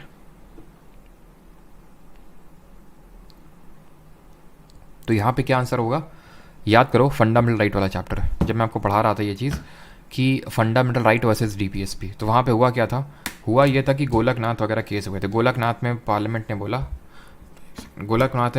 बोला, पहले तो शंकरी प्रसाद केस में बोला कि पार्लियामेंट के पास पावर है, वो फंडामेंटल राइट्स ले सकता है। गोलकनाथ ने बोला बिल्कुल नहीं ले सकता है। पार्लियामेंट चिढ़ गया, नहीं ले सकते हैं, तो उसने बोला 24th अमेंडमेंट किया, बोला कि पार्लियामेंट के पास पावर है कि वो कोई भी फंडामेंटल राइट को ले सकता है। और अगेन अगला तुरंत इसने किया बिना देरी के साथ 25th अमेंडमेंट, बोला ले सकते हैं ना। तो चलो हम पहला लेते हैं। पहला ये है कि जब हम ये चीज़ें लिख नहीं रहा हूँ बिकॉज हम लोग ये सब लिखी हुई है, बस रिवीजन कर रहे हैं हम लोग, ठीक है। तो ये उसने बोला कि जब हम आर्टिकल नंबर 14 और 19 वाली FR को जब इम्प्लीमेंट करेंगे तो वहाँ पे जो DPSP है, जब हम आर्टिकल नंबर 39B और C, जब हम आर्टिकल नंबर 39B और C की DPSP को जब इम्प्लीमेंट करने जाएंगे तो फंडामेंटल राइट अंडर आर्टिकल 40, 19 और 31, जो मतलब पहले जो राइट टू प्रॉपर्टी जो फंडामेंटल राइट हुआ करता था उसकी बात हो रही है। तो ये तीनों फंडामेंटल राइट इसके आड़े नहीं आएंगे। और दूसरी चीज़, जुडिशरी इस पर रिव्यू नहीं कर सकती। फिर क्या हुआ? KBC केस हुआ, केशवानंद भारती केस। उसमें क्या बोला? पहला वाला तो हम मानते हैं कॉन्स्टिट्यूशनल है, लेकिन दूसरे वाले को हम असंवैधानिक घोषित करते हैं, अनकॉन्स्टिट्यूशनल। तो किस में बोला था कि एक अमेंडमेंट से फंडामेंटल राइट को लिया जा सकता है? 24th amendment, option number C, ठीक है। 21, Pranab Mukherjee president of India gave assent to the dash amendment of the constitution of India. Bharat के राष्ट्रपति प्रणब मुखर्जी ने भारत के संविधान के डैश संशोधन को मंजूरी दी थी? 100th, 83rd, 66th या फिर 8th? तो कौन सा था ये आपका? 100th अमेंडमेंट था, जो that was regarding the land boundary agreement. याद करिए, land boundary agreement between India and Bangladesh, between India and Bangladesh. अच्छा, जल्दी से कमेंट करके बताइए कि अमेंडमेंट क्यों करना पड़ा, ये 100th अमेंडमेंट जब हम लैंड बाउंड्री एग्रीमेंट कर रहे थे क्यों अमेंडमेंट करना पड़ा, बताइए। Which of the following statements of the constitution of India, amendments of the constitution of India give the status of state to Goa, किस अमेंडमेंट ने राज्य का दर्जा दिया गोवा को, 52nd, 56th, 59th या फिर 48th अमेंडमेंट। अब ये इसलिए अमेंडमेंट करना पड़ा बिकॉज टेरिटरी को लेना तो आराम से सेकंड आर्टिकल का यूज़ करके सिंपल मेजोरिटी से लिया जा सकता है, बट टेरिटरी को अगर सीड करना, इंडियन टेरिटरी को किसी दूसरे देश को देना, that can be done by special majority, और उसके लिए अमेंडमेंट की फिर नीड होगी अंडर आर्टिकल 368। ठीक है, ये किस में बोला गया था, बेरूबारी यूनियन केस में। ठीक है, बेरूबारी यूनियन केस में। अगले क्वेश्चन पे आते हैं। This amendment is 56। गोवा को याद रखना, गोवा हो गया और दमन और दीव हो गया, Goa and Daman and Diu जो हो गया, दमन और दीव जो हो गए, इनको इंक्लूड किया गया था एज अ यूटी, इनको एज अ यूटी इंक्लूड किया गया था 12th कॉन्स्टिट्यूशनल अमेंडमेंट से। लेकिन गोवा को स्टेटहुड, दमन और दीव तो अभी भी यूटी है, बट गोवा को जो स्टेटहुड मिला था वो 56th अमेंडमेंट से मिला था। यूटी का दर्जा 12th अमेंडमेंट से, ठीक है, 12th कॉन्स्टिट्यूशनल अमेंडमेंट से, और स्टेट का दर्जा 56 से। An amendment to the Hindu succession act 1956 was pass in the year, तो हिंदू उत्तराधिकारी अधिनियम 1956 में एक संशोधन वर्ष डैश में पारित किया गया था। एसएससी में पूछा हो गया क्वेश्चन है, सारे ऑलमोस्ट पूछे गए हैं। आंसर इसका 2005 अमेंडमेंट किया गया था आपका, ये जो एक्ट है आपका 1956 का, जिसमें कि लैंड जो उसमें जो जेंडर डिस्क्रिमिनेटरी लॉज हैं उनको थोड़ा सा हटाया गया था। और इंपॉर्टेंट नहीं क्या अमेंडमेंट किया गया था, कौन सा अमेंडमेंट था, वो थोड़ा सा इंपॉर्टेंट हो जाता है। 2005 में किया गया था। Which of the following amendments to the constitution of India was passed with the primary objective to constitutionally encode the reorganisation of Indian states based on language. Language के बेसिस पे स्टेट को रीऑर्गेनाइज करने के लिए कौन से amendment को किया गया था, 10th, 7th, 8th या फिर 4th, बताइए। रश, राधा, सलोनी सबका सही है 2005। आंसर क्या होगा, 7th अमेंडमेंट, बिल्कुल सबका सही है। तो जल्दी से रिकॉल करें, धार कमेटी 1948, स्टेट्स को एडमिनिस्ट्रेटिव कन्वीनियंस के बेसिस पे बनाना चाहिए, ना कि लैंग्वेज के बेसिस पे। अगेन 48 में जेवीपी कमेटी, जवाहरलाल नेहरू, वल्लभ भाई पटेल, पट्टाभी सिद्धरामैया, अगेन इसने सेम चीज़ बोली जो धार ने बोली। फिर पट्टी श्री रामलू जी की डेथ हुई 1953 में, फर्स्ट लिंग्विस्टिक स्टेट बना आंध्र प्रदेश। उसके तुरंत ही बाद उसी साल फजल अली कमीशन बना, 3 मेंबर्ड कमीशन, फजल अली चेयरमैन, के.एम. पन्नीकर और हृदयनाथ कुंजरू, 3 लोग थे। इसने बोला कि yes states can be formed on the linguistic basis, but it rejected the theory of one language one state. और उसके रिकमेंडेशन पे किया गया एक एक्ट वो किया गया, बनाया गया स्टेट्स रीऑर्गेनाइजेशन एक्ट 1956 में, और ये 7th अमेंडमेंट भी किया गया 1956 में, जिसके तहत जो हमारा डिवीजन या फिर क्लासिफिकेशन ऑफ स्टेट्स था, क्लासिफिकेशन था ऑफ स्टेट्स, कैसा क्लासिफिकेशन था, क्लासिफिकेशन स्टेट्स का था part A, part B, part C, part D, इसको उससे ये हटाया गया और उसमें नए स्टेट और यूटीज़ क्रिएट किए गए। जल्दी से बताइए कितने स्टेट, चलिए मैं बताता हूँ स्टेट यूटीज़, आप बताइए। 14 स्टेट क्रिएट किए गए थे, और कितने यूटीज़ थी, 6 यूटीज़ थी। ठीक है, 14 आपके स्टेट्स और 6 यूटीज़ को क्रिएट किया गया इस स्टेट्स रीऑर्गेनाइजेशन एक्ट 1956 और 7th अमेंडमेंट को करके। ठीक, इस 7th अमेंडमेंट ने, और इसी से फिर हमारा फॉर्मेशन ऑफ स्टेट्स था। फिर हम लोगों ने याद किया था आम गुना है मैम तुस्सी गाओ मौज लो करके हमने ट्रिक याद करी थी। ठीक है, 7th अमेंडमेंट से हमने जो 7th पार्ट ऑफ कॉन्स्टिट्यूशन है उसको रिपील किया था, 7th पार्ट वॉज रिपील्ड। इसी से और क्या हुआ था 7th अमेंडमेंट से, अगर आपको याद आ रहा हो, 7th अमेंडमेंट से ही हमारा हुआ था कि एक गवर्नर मल्टीपल स्टेट का गवर्नर बन सकता है, मल्टीपल स्टेट को सर्व कर सकता है। एक हाई कोर्ट मल्टीपल स्टेट्स या फिर यूटीज़ को सर्व कर सकता है। जैसे महाराष्ट्र का जो हाई कोर्ट है वो गोवा का भी हाई कोर्ट महाराष्ट्र में लगता है, दमन और दीव और दादरा नगर हवेली का भी वहीं पे लगता है, केरल के हाई कोर्ट में लक्षद्वीप का भी लगता है, वेस्ट बंगाल के हाई कोर्ट में अंडमान निकोबार का भी लगता है। ठीक है, तो पुडुचेरी का मद्रास हाई कोर्ट लगता है। तो ये शेयरिंग वाला है 7th, sharing of governor and sharing of high court, 7th amendment. ठीक है, 25th पे आता है, the dash amendment act of 1992 added a new part 9A to the Indian constitution. किस अमेंडमेंट ने पार्ट नंबर 9A को जोड़ा था, बताइए जल्दी से, अभी मैंने आपको बताया वो चीज़।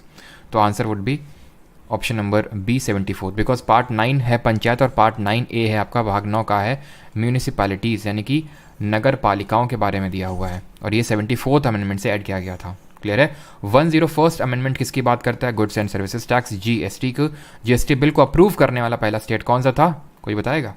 वो स्टेट में आपका मजूली फेस्टिवल होता है, वो स्टेट में ही आपके बहुत सारे अम्बुबाची फेस्टिवल भी होता है, अली लिगांग फेस्टिवल होता है, बिहू आपका होता है, आपका वहीं पे ही आपका वर्ल्ड का लार्जेस्ट रिवराइन आइलैंड लोकेटेड है, दैट इज़ मजूली आइलैंड। और ये कौन सा स्टेट है जिसने जीएसटी बिल को सबसे पहले अप्रूव किया था? असम। ठीक है, 26।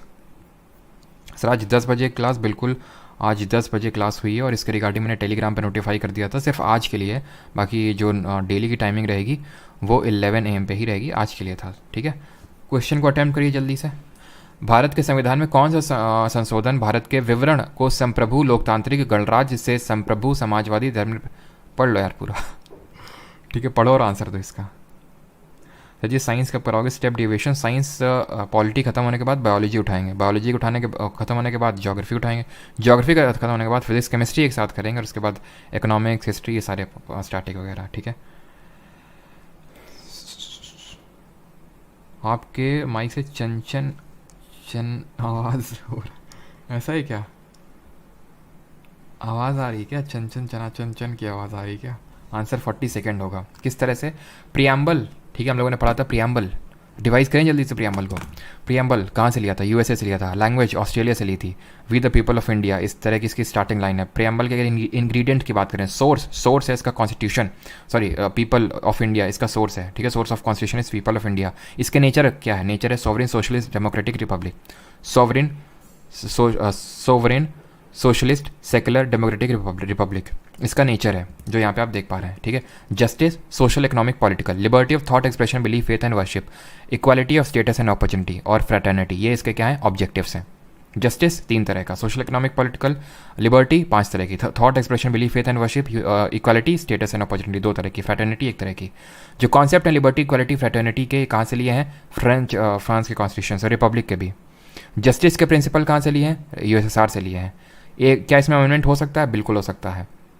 पहले इसने बोला बेरूबारी वाले केस में कि preamble is not a part of constitution and hence it can not be amended, but KBC case में बोला preamble is a part of constitution and it can be amended, और एलआईसी केस में same चीज़ को reaffirm किया कि it is a part of constitution, it can be amended. और एक amendment हुआ इसमें 42nd अमेंडमेंट, जिससे कि 3 वर्ड जोड़े गए, सिस या फिर ISS, सोशलिस्ट, सेक्युलर और इंटेग्रिटी। वही है ये क्वेश्चन एक्चुअल में, उसी के बारे में बात कर रहा है। ठीक है, 60th amendment of the constitution of India increased the ceiling of profession tax from ₹250 per annum to how many rupees per annum. और एक चीज़ कि क्या प्रियम्बल हमारा जस्टिसेबल या फिर नॉन जस्टिसेबल में आता है? तो आंसर होगा यहाँ पे 2500, ऑप्शन नंबर डी। अगला question, the dash amendment act of the constitution of India introduce the GST। ठीक है, बहुत आसान है, ऑप्शन नंबर डी 101।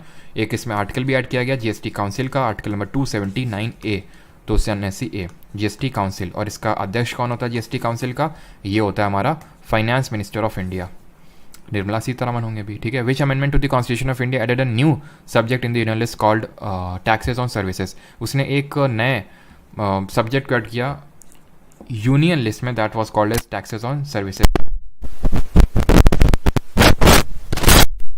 चलिए, तो यहाँ पे सही आंसर क्या होगा? ऑप्शन नंबर डी 88 इसका सही आंसर होगा। टैक्सेस ऑन सर्विसेज को 88th अमेंडमेंट से जोड़ा गया। फिर इसमें एक और अमेंडमेंट हुआ था, 42nd अमेंडमेंट किया गया था इसमें, मतलब मैं बता रहा हूँ 42nd अमेंडमेंट से कुछ सब्जेक्ट्स को ट्रांसफर किया गया था from union list to concurrent, sorry state list to concurrent list. Education, ये वो हैं जिनको ट्रांसफ़र किया गया था। फॉरेस्ट एंड वाइल्ड लाइफ, ठीक है, फॉरेस्ट एंड वाइल्ड लाइफ, ठीक है, बर्ड प्रोटेक्शन वगैरह, और एडमिनिस्ट्रेशन ऑफ जस्टिस,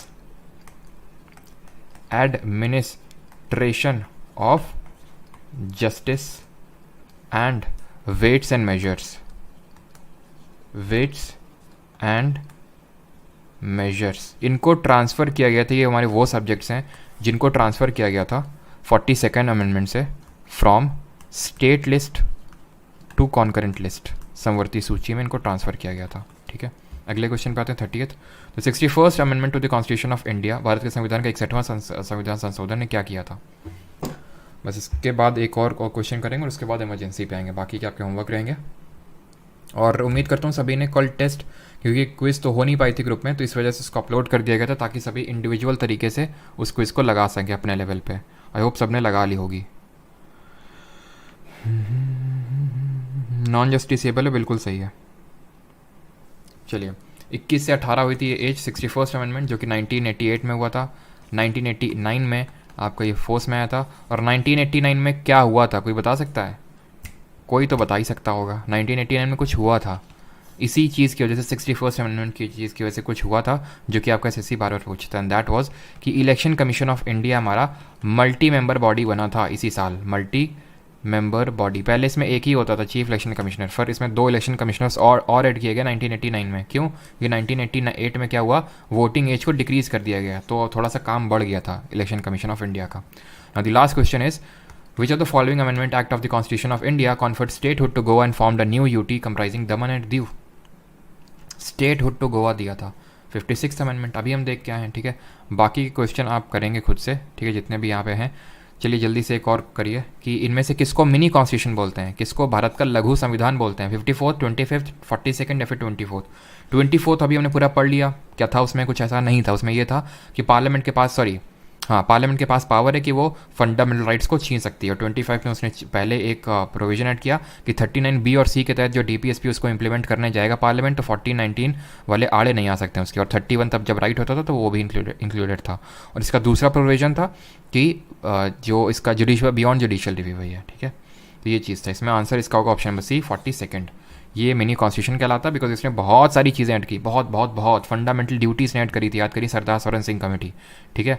और भी बहुत सारे इसने प्रोविजंस ऐड किए, तो इस वजह से इसको मिनी कॉन्स्टिट्यूशन बोलते हैं। कौन सा कॉन्स्टिट्यूशनल अमेंडमेंट है जो एंटी डिफेक्शन को जिसने इंट्रोड्यूस किया? तुरंत आंसर आना चाहिए बिना किसी देरी के साथ। ये एजुकेशन से बात करता है, ये बहुत सारी चीज़ों से बात करता है। काफ़ी चीज़ें जो 42nd अमेंडमेंट ने करी उनको हटाया, फिर उनको चेंज किया 44th वाले ने 1978 में हुआ था। आंसर क्या होगा? 52nd amendment. कौन सा शेड्यूल है?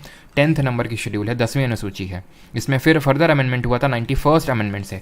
कल हम लोगों ने देखा था डिफेक्शन किस किस तरह से हो सकता है। रिकॉल करिए जल्दी से, जब कोई independent member political party join कर लेता है, जब कोई नॉमिनेटेड मेंबर 6 महीने के अंदर कोई पॉलिटिकल पार्टी नहीं, 6 महीने के बाद ज्वाइन कर लेता है, यानी 6 महीने तक उसके पास पूरी स्वतंत्रता है, उसके पास पूरी इंडिपेंडेंस है कि वो कोई भी पॉलिटिकल पार्टी को ज्वाइन करे। लेकिन अगर 6 महीने हो गए उसके नॉमिनेशन के बाद वो पॉलिटिकल पार्टी को ज्वाइन करेगा तो उसको डिस्क्वालीफाई कर दिया जाएगा। अगर कोई अपने विप के डायरेक्शन को फॉलो नहीं करेगा, यानी पॉलिटिकल पार्टी के डायरेक्शंस को फॉलो नहीं करेगा। इसमें एक्सेप्शन ऐड किया गया था 91st अमेंडमेंट से, एंड दैट वाज कि मर्जर वाले को एक्सेप्शन रखा गया था, यानी कि अगर कोई मर्ज होती है पॉलिटिकल पार्टी, 2/3 मेंबर चले जाते हैं तो वो डिफेक्शन के तहत डिस्क्वालीफाई नहीं किए जाएंगे। 91st अमेंडमेंट से मुझे याद आता है 15% मैक्सिमम साइज होता है काउंसिल ऑफ मिनिस्टर का इन दी लोकसभा, ठीक है। 15% of Lok Sabha and 15% of legislative assembly 91st। और ये भी इसमें आर्टिकल नंबर 75 ये बोलता है, आर्टिकल नंबर 75(1)(a), ठीक है, सब क्लॉज 1(a), ठीक है। और ये है 75(1) और B, ये बोलता है कि अगर कोई डिफेक्शन के ग्राउंड में डिस्क्वालीफाइड है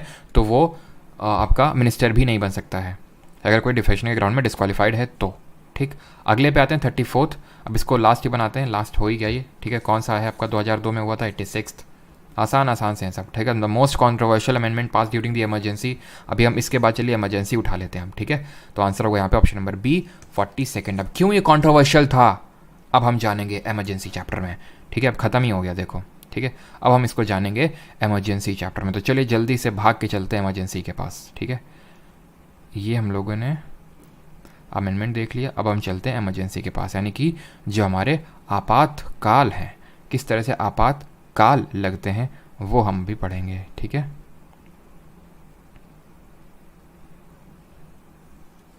चलिए emergency provision.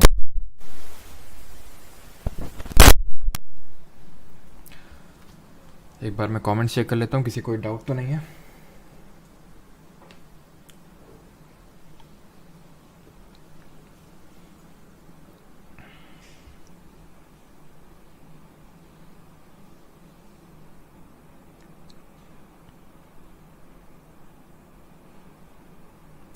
Sir in amendment does legislative council also? नहीं, लेजिस्लेटिव काउंसिल का कोई रोल नहीं होता है अमेंडमेंट में सुबह, ठीक है, कोई रोल नहीं होता उनका। PYQ सीरीज़ कब तक चलेगा? जब तक PYQ चलेंगे तब तक। फाइनेंशियल बिल और मनी बिल में फ़र्क बता दीजिए अस्त्रा। ये मनी बिल है, ये फाइनेंशियल बिल है, यानी मनी बिल है the sub section of financial bill. Money bill में सिर्फ वो चीज़ों से डील करता है जो आर्टिकल 110 में डिफाइंड है। फाइनेंशियल बिल उन चीज़ों में डील करता है जो 110 में डिफाइंड है, प्लस जो other matters of general legislation. Financial bill जो होता है आपका, it deals with money bill plus other matters of general legislation के जो भी मैटर होते हैं। जनरल लेजिस्लेशन जब मैं बोल देता हूँ इसलिए जनरल लेजिस्लेशन है, मतलब जो ऑर्डिनरी बिल के थ्रू लेजिस्लेशन होते हैं वो भी, ठीक है, वो फाइनेंशियल बिल 1 में आते हैं। रैटिफिकेशन का मतलब बता दो सर प्लीज़ दीक्षा। रैटिफिकेशन का मतलब होता है सहमति। रैटिफिकेशन का मतलब होता है सहमति, यानी एक तरह से अप्रूवल लेना स्टेट से। और किसी कोई डाउट? चलिए, हाँ सीपीयू तक आपका आराम से हो जाएगा पीवाई की सीरीज़ अगर आप फॉलो करोगे। इमरजेंसी प्रोविजंस पे आते हैं, ठीक है, जो आपातकालीन हमारी स्थितियाँ होती हैं उसके बारे में यहाँ पे देखते हैं। ठीक, चलिए, तो जिस तरह हम सब हर चीज़ के पार्ट देखते हैं, आर्टिकल देखते हैं, उस तरह इसका भी जरा पार्ट देख लेते हैं। ठीक है, इमरजेंसी प्रोविजंस की अगर बात करें, पार्ट नंबर 18 में दिया हुआ है इसके बारे में। आर्टिकल अगर बात करें तो आर्टिकल रिलेटेड हमारे 352 से लेकर 360, 352 से लेकर 360 तक। ठीक है, अब बात करते हैं टाइप्स ऑफ इमरजेंसी। कितनी टाइप्स ऑफ इमरजेंसी होती है हमारी? 3 तरह की होती है। नेशनल इमरजेंसी यानी कि राष्ट्रीय आपातकाल, स्टेट इमरजेंसी और फाइनेंशियल इमरजेंसी। बट एक्चुअल में कहीं पे भी आपको ऐसा स्टेट इमरजेंसी टाइप कहीं कॉन्स्टिट्यूशन में लिखा हुआ नहीं मिलेगा। ठीक, ये होता है अंडर आर्टिकल 352। अंडर आर्टिकल 352 इसको नेशनल इमरजेंसी, राष्ट्रीय आपातकाल को घोषित किया जाता है 3 ग्राउंड्स पे: war, external aggression and armed rebellion. State emergency under article 356 है due to the failure of constitutional machinery in the states, यानी कि स्टेट की में जो कॉन्स्टिट्यूशनल मशीनरी है, जिस तरह से कॉन्स्टिट्यूशनल तरीके से सरकार चलनी चाहिए वो नहीं चल पा रही है। और फाइनेंशियल इमरजेंसी की अगर बात करें तो इसमें यह है कि अंडर आर्टिकल 360 है and due to threat to the financial stability और क्रेडिट ऑफ इंडिया। अगर फाइनेंशियल स्टेबिलिटी खराब हो जाए कंट्री की तो वहाँ पे फाइनेंशियल इमरजेंसी, वित्तीय आपातकाल लगाया जा सकता है। ठीक, अब बात करते हैं, यहाँ पे स्टार्ट करते हैं नेशनल इमरजेंसी यानी कि राष्ट्रीय आपातकाल। ठीक, आर्टिकल कौन सा है? आर्टिकल 352 है। ग्राउंड्स कौन से हैं? व्हेन आई से ग्राउंड्स, इसका मतलब क्या है, किन किन रीजंस में लगाया जा सकता है? तो इसके ग्राउंड्स हैं वॉर, एक्सटर्न यानी कि किसी देश से युद्ध हो जाए, एक्सटर्नल एग्रेशन किसी दूसरे देश ने हमला कर दिया, या फिर आर्म्ड रेबेलियन, देश के अंदर ही कुछ लोग एकदम हथियार उठा लें, जैसे फॉर एग्जांपल खालिस्तान वाले हथियार उठा लें, आर्म्ड रेबेलियन कर दें, उस केस में लगाया जा सकता है। इसके अप्रूवल की बात करते हैं कि इसको अप्रूव कैसे किया जा सकता है। जहाँ से क्वेश्चन बनता है ना एकदम डिट्टो, सिर्फ वही चीज़ मैं आपको बता रहा हूँ। ठीक है, निट्टो डिट्टो, वाओ। ठीक है, तो अप्रूवल ध्यान रखना कि 1 मंथ में इसका चाहिए होता है। सर किससे, कौन अप्रूवल, कैसा अप्रूवल? तो सबसे पहली बात तो नेशनल इमरजेंसी आर्टिकल 352 के तहत लगती है। और इसको प्रोक्लेम कौन करता है, यानी कि लगाता कौन है इसको? तो लगाता है हमारा प्रेसिडेंट। लेकिन प्रेसिडेंट अपने आप से नहीं कि जब मनाया तो लो भाई आज कल से पूरे देश में इमरजेंसी लग गई, नहीं। इसमें कैबिनेट की अप्रूवल लेंगे, यानी कैबिनेट का अप्रूवल, कैबिनेट की सहमति चाहिए। इस प्रोविजन को ऐड किया गया था 44th अमेंडमेंट से, और यहीं पे ही 44th अमेंडमेंट के थ्रू कैबिनेट वर्ड को पहली बार डिफाइन किया गया था अंडर आर्टिकल 352। याद करिए जब मैं आपको काउंसिल ऑफ मिनिस्टर पढ़ा रहा था तो हमने बताया था कि council of minister different type से होते हैं, मतलब जैसे कैबिनेट मिनिस्टर होते हैं, मिनिस्टर ऑफ स्टेट होते हैं और डिप्टी मिनिस्टर होते हैं। कैबिनेट मिनिस्टर वो होते हैं जो इंपॉर्टेंट पोर्टफोलियो को हेल्ड करते हैं। काउंसिल ऑफ मिनिस्टर कहीं पर भी कॉन्स्टिट्यूशन में नहीं लिखा हुआ, लेकिन जो कैबिनेट वर्ड है वो आर्टिकल 352 में डिफाइंड है under by the 44th amendment, उसको डिफाइन किया गया था। तो इसी चीज़ को जब ऐड किया गया था तो कैबिनेट डिफाइन हो गया था अपने आप कि प्रेसिडेंट अपने आप से प्रोक्लेम नहीं कर सकता, कैबिनेट के अप्रूवल, कैबिनेट की भी सहमति लगेगी। ठीक है, प्रोक्लेम कर सकता है। अब ऐसा नहीं कि पार्लियामेंट का जब मतलब इनका सरकार का जब मनाएगा तो इमरजेंसी लगा देंगे, नहीं।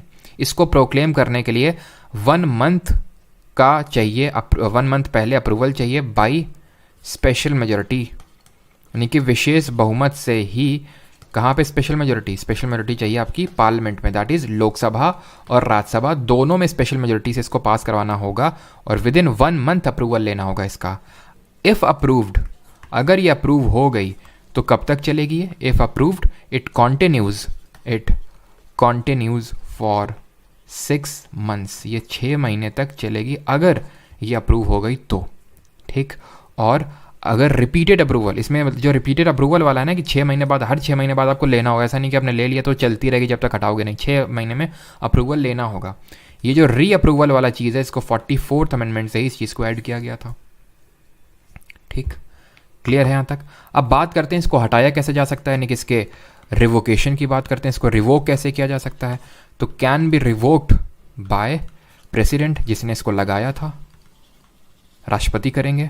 लेकिन ठीक है, राष्ट्रपति मतलब राष्ट्रपति का देखो कोई भी काम करते हैं राष्ट्रपति, हमने देखा वो काउंसिल ऑफ मिनिस्टर की एडवाइस पे करते हैं। आर्टिकल 74 ये बोलता है ना, there shall be a council of minister to headed by prime minister to aid and advise the council of to aid and advise the president. तो राष्ट्रपति कोई भी काम करेंगे मंत्रिपरिषद की सलाह पे ही करेंगे, तो इस वजह से इसको भी रिवोक करेंगे तो काउंसिल ऑफ मिनिस्टर की एडवाइस पे ही करेंगे, ठीक है। तो प्रेसिडेंट जब चाहे वो कर सकते हैं। क्या पार्लियामेंट का अप्रूवल चाहिए होता है? जैसे कि अगर हमें लगाना है इमरजेंसी को तो पार्लियामेंट से अप्रूवल चाहिए, विद इन 1 मंथ आपको स्पेशल मेजोरिटी से पास करवाना है, लोकसभा और राज्यसभा दोनों से। लेकिन इसके केस में 2 चीज़ें हैं।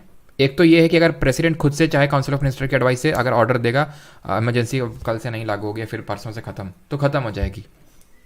लोकसभा का या फिर पार्लियामेंट का कोई रोल नहीं है। या फिर दूसरा तरीका ये है कि if Lok Sabha revokes the national emergency by simple majority only.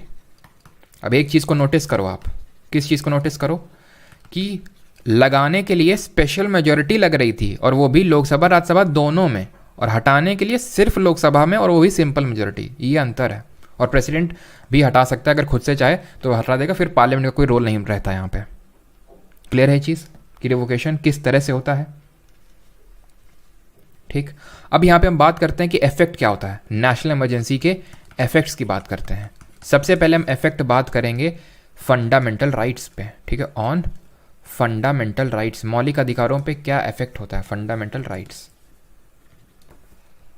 2 article हैं जो इससे डील करते हैं, एक आर्टिकल नंबर 358 और दूसरा आर्टिकल है article number 359।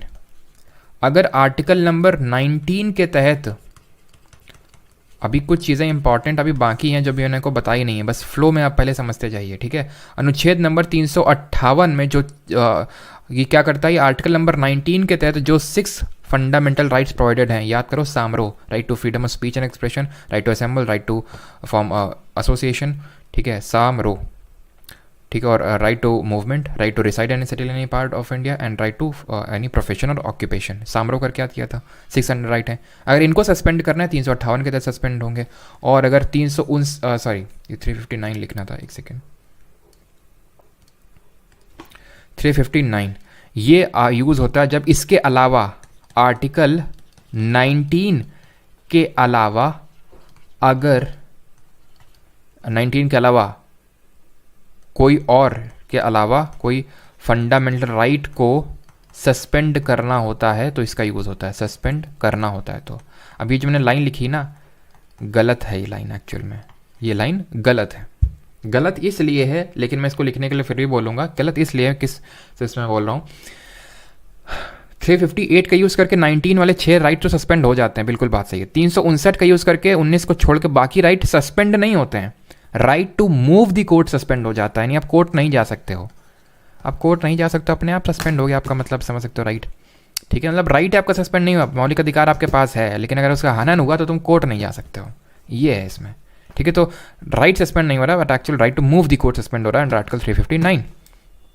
Now important thing is कि rights under article 20 and 21 can never be suspended, can never be suspended, यानी इन राइट्स को कभी चाहे इमरजेंसी लग जाए फिर भी नहीं छीना जा सकता है। Right to life and personal liberty and right to protection against certain offences, इनको कभी भी छीना नहीं जा सकता है, फर्स्ट थिंग।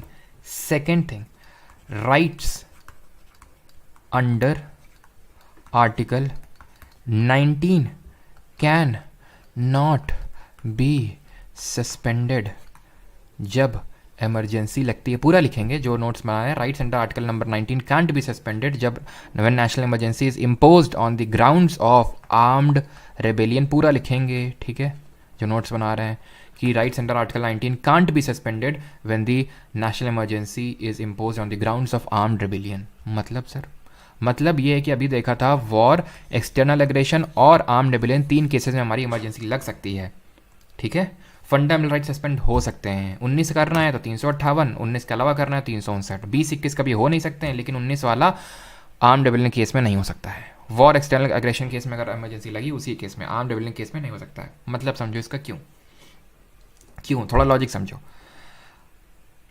आर्म्ड रेबेलियन का मतलब क्या है, कुछ लोग उन्हें हथियार उठा लिए हैं, कुछ लोग विद्रोह कर रहे हैं, सरकार इसका यूज़ करके क्या कर सकती है, आर्टिकल नंबर 19 को सस्पेंड कर सकती है। लोग इसमें क्या कर रहे हैं, अपने स्पीच को वो कर रहे हैं, अपने खुद को एक्सप्रेस कर रहे हैं, मतलब एक तरह से देखें तो मतलब एक तरह से कुछ अपनी आवाज़ को रख रहे हैं। तो इस प्रोविजन को इसलिए ऐड किया गया ताकि गवर्नमेंट इसका हवाला देते हुए कि तुम लोग आर्म रेबेलियन कर रहे हो, तुम्हारे 19 वाले राइट्स को सस्पेंड ना कर दे और तुमको मतलब एक्चुअल में पूरी तरह से, तो वो लॉजिक है इसके पीछे का। थोड़ा सा आप समझ पा रहे होंगे, नहीं समझ पा रहे हैं तो रट्टा मारो, जिंदाबाद। अब ये जो आर्म रेबेलियन आपको दिख रहा है, ये पहले आर्म रेबेलियन नहीं होता था इस तरह से। ये जो वर्ड है इसको ऐड किया गया आपका 44th अमेंडमेंट से। ये ऐड नहीं किया गया, इसको रिप्लेस किया गया। यहां पे मैं लिखता हूं, ठीक है। यहां पे पहले होता था इंटरनल डिस्टर्बेंस, ठीक है। तो यहां पे मैं इस तरह से लिख सकता हूं इसको कि पहले होता था इंटरनल डिस्टर्बेंस। 1975 में जब आपातकाल लगाया गया था तो इंदिरा गांधी ने इसी ग्राउंड में लगाया था। ये थोड़ा सा एब्सर्ड टाइप ग्राउंड था, इसलिए 44th अमेंडमेंट से इसको हटा के आर्म्ड रेबेलियन का कर दिया गया। आर्म्ड रेबेलियन क्लियर है 44th अमेंडमेंट से, दैट इज इंपॉर्टेंट। आखिरी चीज, फंडामेंटल राइट्स पे इफेक्ट देख लिया।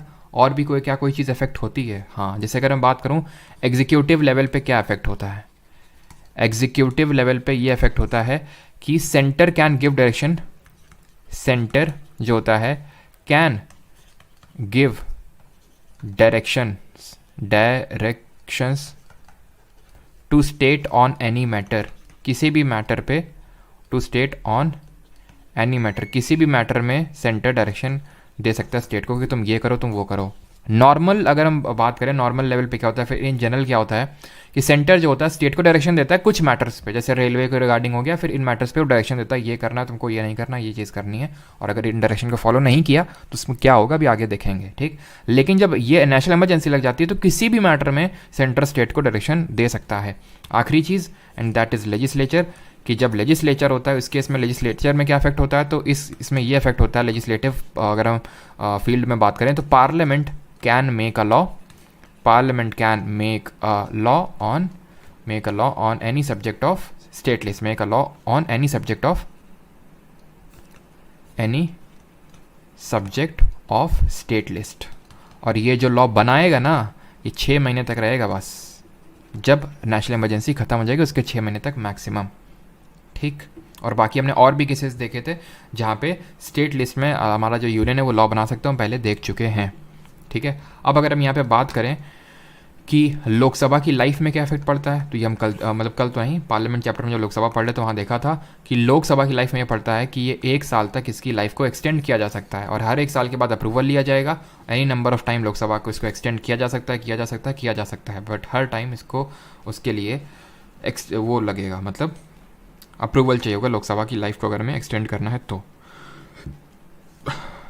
42nd अमेंडमेंट से पार्लियामेंट ने ये बोल दिया कि जुडिशियल रिव्यू के बियॉन्ड है, नेशनल इमरजेंसी अगर हम लगा रहे हैं तो जुडिशियरी इस पर रिव्यू नहीं कर सकती है, ठीक है।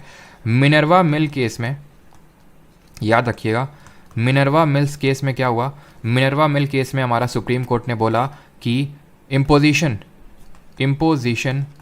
Of national emergency is subject to judicial review, yeah, that is it is not beyond judicial review, it is subject to judicial review, यानी हर चीज़ हमारी judicial review के उसके दायरे में आती है। और हमारी इमरजेंसी कितनी बार लगी है देश में ये थोड़ा देख लेते हैं। तो नेशनल इमरजेंसी की अगर बात करें देश में 3 बार लगी है। एक तो 1962 में जब चाइना के साथ वॉर हुआ था, 1971 में जब बेटे के साथ युद्ध हुआ था, जब हमने इसी साल बांग्लादेश को लिबरेट किया था जो पहले ईस्ट पाकिस्तान हुआ करता था, और 1975 में इंदिरा गांधी ने लगाई थी on the ground of internal disturbance, और उसके बाद 44th अमेंडमेंट से उसको हटा के आर्म्ड रेबेलियन कर दिया गया था, इंटरनल डिस्टर्बेंस। यहाँ क्या था, यहाँ पे तो वॉर था, ठीक। अब आते हैं स्टेट इमरजेंसी जिसको हम बोल सकते हैं, कहीं पे भी स्टेट इमरजेंसी इस तरह से नहीं लिखा हुआ है, बट फिर भी आर्टिकल नंबर 355 एक ड्यूटी देता है, ये एक ड्यूटी देता है सेंटर को, duty to centre to ensure, क्या इंश्योर करना होता है, टू इंश्योर, ये अभी मणिपुर में लगाया गया था, to ensure that the government of every state is run in accordance with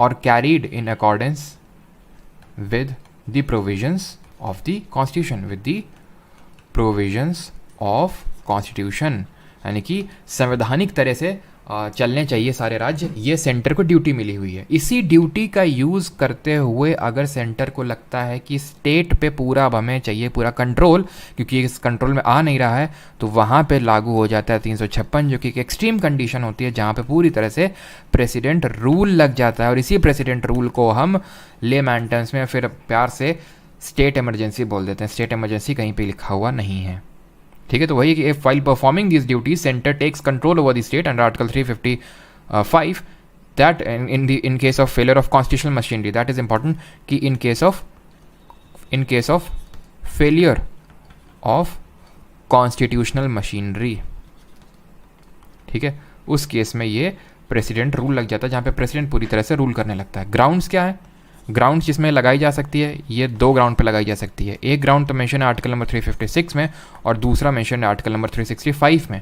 356 बोलता है, ये एक तरह से एम्पावर करता है प्रेसिडेंट को कि अगर इफ़ गवर्नमेंट, मतलब लगाता कौन है? प्रेसिडेंट ही लगाता है। नेशनल इमरजेंसी भी प्रेसिडेंट रूल भी। If the government of a state can not be carried in accordance with provisions of constitution, simple, in the provisions of constitution, जो भी मैंने आपको बताया था, जो पीछे भी लिखा था वही सेम चीज़, ठीक है। 365 बोलता है if, ये तब लगाया जाता है, मतलब ये ग्राउंड है when the state फेल कर जाता है to comply with any direction from state, यानी कि centre, with when the state fails to comply with any direction from center, कोई सेंटर ने डायरेक्शन दिया वो स्टेट नहीं मान रहा है, उस केस में भी प्रेसिडेंट रूल लगाया जा सकता है। अगर इसके अप्रूवल की बात करें, ठीक है, प्रोक्लेमेशन की तो अगर हम बात करें, प्रोक्लेम कौन करता है? तो वही करेगा हमारा प्रेसिडेंट ऑफ इंडिया, ठीक है, प्रेसिडेंट ही लगाता है इसको। लेकिन कैसे लगाएगा? ऐसे नहीं लगाएगा, अप्रूवल चाहिए होता है। कहाँ से? पार्लियामेंट से। कब? With in 2 months। National emergency में कितना था? 1 month था, उसमें भी पहले 2 महीने हुआ करता था, बट 44th अमेंडमेंट ने उस चीज़ को चेंज करके 1 महीने कर दिया था। यहाँ पे क्या है? यहाँ पे भी अभी भी 2 महीने ही है। नेशनल इमरजेंसी में 1 महीने, यहाँ पे 2 महीने। और सिंपल मेजॉरिटी से अप्रूवल चाहिए होता है। नेशनल इमरजेंसी में किस तरह से चाहिए हो रहा था? स्पेशल मेजॉरिटी से, उसके रिवोक करने के लिए चाहिए थी simple majority, that too in Lok Sabha. But इसके अप्रूवल में ही सिर्फ सिंपल मेजॉरिटी चाहिए, 2 महीने में आपको अप्रूव कर लो। लेकिन उसको 1 महीने में अप्रूव करना, ये 44th अमेंडमेंट ने बोला था। यानी कि नेशनल इमरजेंसी में ज़्यादातर जो हमारे अमेंडमेंट हुए थे वो किसने किए थे? 44th अमेंडमेंट ने किए थे, है ना। अब ये अगर अप्रूव हो गई तो कब तक चलेगी? ये चलती रहती है इफ़ अप्रूव्ड 6 महीने तक, 6 months तक चलेगी। फिर से अप्रूवल लेना पड़ेगा, फिर से 6 महीने। क्या इसमें कोई मैक्सिमम टाइम है कि इनडेफिनिट पीरियड तक चल सकती है? तो मैक्सिमम टाइम है इसमें 3 साल। क्या मैंने मैक्सिमम टाइम कुछ बताया आपको नेशनल इमरजेंसी में? Answer is no. तो अगर मैं यहाँ पे मैक्सिमम टाइम बोलूँ, ठीक है, तो यहाँ पे मैक्सिमम टाइम कितना है नेशनल इमरजेंसी का? ठीक है, इनडेफिनिट पीरियड तक चल सकती है, अनंत काल भी तक चल सकती है, अगर पार्लियामेंट हर 6 महीने में इसको अप्रूव करते रहे। और अगर अप्रूव नहीं किया गया तो 6 महीने के बाद अपने आप ख़त्म हो जाएगी। इनडेफिनिट टाइम के लिए चलती रहती है। कोई इसमें 3 साल का मैक्सिमम वो नहीं लिखा हो, मैक्सिमम टाइम यहाँ पे 3 साल का in the case of president rule. Revocation की अगर बात करें, ठीक है, ये तो ख़त्म हो गया। अगर रिवोकेशन की अगर बात करें तो ये कर सकता है any time by president, that is कि no need of parliamentary approval, यानी पार्लियामेंट्री अप्रूवल की कोई भी ज़रूरत नहीं है। एक स्लाइड बस और ऐड करनी पड़ेगी और आपका ये पूरा इमरजेंसी चैप्टर भी हो जाएगा ख़त्म, ठीक है। एक और ऐड हो जाओ, बस इतने में ही काम हो जाएगा। कुछ इंपॉर्टेंट चीज़ें कि इफेक्ट क्या होता है इसका इम्पोजिशन पे। तो no effect on fundamental right, वहाँ पे हमने क्या देखा था? मौलिक अधिकार इफेक्ट हो रहे थे। और एक चीज़ यहाँ पे मैं ऐड करना चाहूँगा कि ये जो फंडामेंटल राइट्स इफेक्ट हो रहे हैं, यानी जो सस्पेंड हो रहे हैं ड्यूरिंग इमरजेंसी, इस प्रोविजन को हमने लिया था सस्पेंशन ऑफ, ये जो हमने लिया था, ये लिया था वेमार कॉन्स्टिट्यूशन ऑफ जर्मनी, ठीक है, इस चीज़ को नोट्स में ऐड करेंगे कि suspension of fundamental rights during emergency has been taken from Weimar constitution of Germany. Suspension of fundamental rights during national emergency को लिया है जर्मनी के कॉन्स्टिट्यूशन से, ना कि इमरजेंसी के प्रोविजंस को लिया है। ये चीज़ याद रखिएगा कि जो इमरजेंसी के प्रोविजंस हैं इनको लिया है, ठीक है, ये जो प्रोविजंस हैं ये लिए गए हैं आपके from the government of India act 1935 से। इसके जो प्रोविजंस है कि कब लगाना है, कैसे लगाना है, कैसे नहीं लगाना है, वो सारी चीज़ें जो है गवर्नमेंट ऑफ इंडिया 1935, जिसमें हमने मोस्टली कॉन्स्टिट्यूशन में जो ज़्यादातर चीज़ें हमने ली इंडियन कॉन्स्टिट्यूशन में वो इसी एक्ट से ली है, हमने पढ़ा है, ठीक है। लेकिन जो सस्पेंशन होता है फंडामेंटल राइट्स का ड्यूरिंग नेशनल इमरजेंसी वो हमने लिया है कहाँ से, वो हमने लिया है वेमार कॉन्स्टिट्यूशन ऑफ जर्मनी से। फंडामेंटल राइट्स पे कोई इफेक्ट नहीं होता ड्यूरिंग प्रेसिडेंट रूल। इस केस में आपके काउंसिल ऑफ मिनिस्टर्स को डिसमिस कर दिया जाता है, उनको हटा दिया जाता है, निकल लो अब तुम यहाँ से। नेशनल इमरजेंसी में डिसमिस नहीं किया जा रहा था। यहाँ पे जो हमारी स्टेट लेजिस्लेचर है, ठीक है, या तो उसको सस्पेंड क्या कर दिया जाएगा, इधर सस्पेंडेड और डिज़ोल्व, ठीक है। क्या किसकी बात कर रहा हूँ, यहाँ मैं बात कर रहा हूँ लेजिस्लेटिव असेंबली, फिर आप स्टेट लेजिस्लेचर बोल सकते हो, ठीक है। आखिरी चीज़ इन दैट इज़ कि अगर आपसे केस पूछ ले किससे कौन सा केस है रिलेटेड है, तो ये आपका SR बोम्मई केस है, ठीक है। SR बोम्मई केस में काफ़ी सारी चीज़ें बताई थी सुप्रीम कोर्ट ने कि प्रेसिडेंट रूल ऐसे नहीं कि जब मनाया तब लगा लिया, ठीक है, ऐसे नहीं होना चाहिए। और आखिरी चीज़ ये है आपकी कि फ़र्स्ट टाइम आपका कहाँ पे लगा था, ये फर्स्ट टाइम लगा था पंजाब में, ठीक है। इसको पूरा करिएगा, फर्स्ट टाइम जो लगी थी पंजाब में स्टेट प्रेसिडेंट रूल 1951 में। और मैक्सिमम टाइम अगर पूछ ले, मैक्सिमम टाइम तो ये लगी है मणिपुर में। मणिपुर में लगी है 10 बार, यूपी में लगी है 9 बार, ठीक है। बढ़ते हैं क्वेश्चंस की ओर, ख़त्म हो गया आपका। लेकिन सर हमने तो फाइनेंशियल इमरजेंसी तो देखा ही नहीं देखा क्या, दिखाते हैं, रुको। अच्छा, ये है आम जिंदगी ना, फाइनेंशियल इमरजेंसी नहीं, वित्तीय आपातकाल। ये है आर्टिकल 360, ये है कि नेवर इम्पोज्ड। ख़त्म हो गया, लगाओ। इतना इंपॉर्टेंट नहीं है फाइनेंशियल इमरजेंसी, ठीक है, इसलिए मैंने, बिकॉज क्वेश्चन इस पर नहीं आते हुए कभी लगी नहीं है। और जब फाइनेंशियल ब्रेकडाउन हो जाता है तब लगाई जाती है, जो कि कभी लगी नहीं। 360 आर्टिकल में लिखा हुआ है और इसके अप्रूवल में भी प्रेसिडेंट ही लगाएगा, और अप्रूवल के लिए 2 महीने का वो चाहिए, ठीक है। जिस तरह प्रेसिडेंट रूल में उसी तरह इसमें भी 2 महीने, ठीक है, ख़त्म।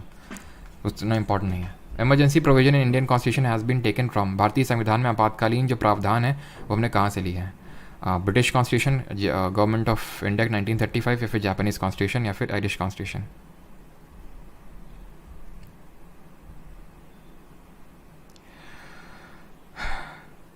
चलिए, तो आंसर क्या होगा, आंसर होगा गवर्नमेंट ऑफ इंडिया 1935। ब्रिटिश से क्या लिया हम लोगों ने, parliamentary form of government, bicameralism, rule of law, single citizenship, ठीक।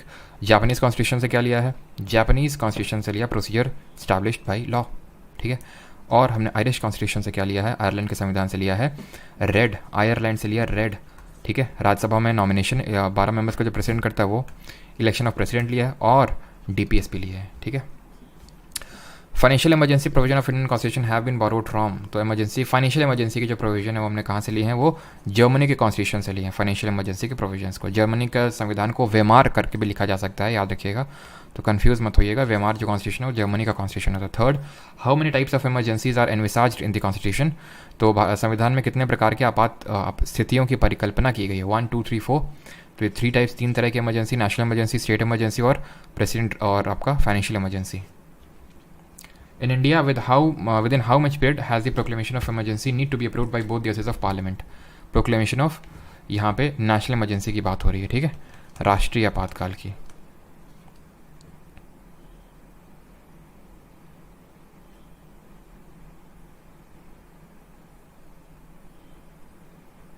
Sir after purchasing PDF course Telegram, भाई टेलीग्राम वो बैच में है, ठीक है, वो आप लोगों का अलग से PDF के लिए अलग से क्या ही टेलीग्राम आप क्रिएट करेंगे, खुद ही सोचो।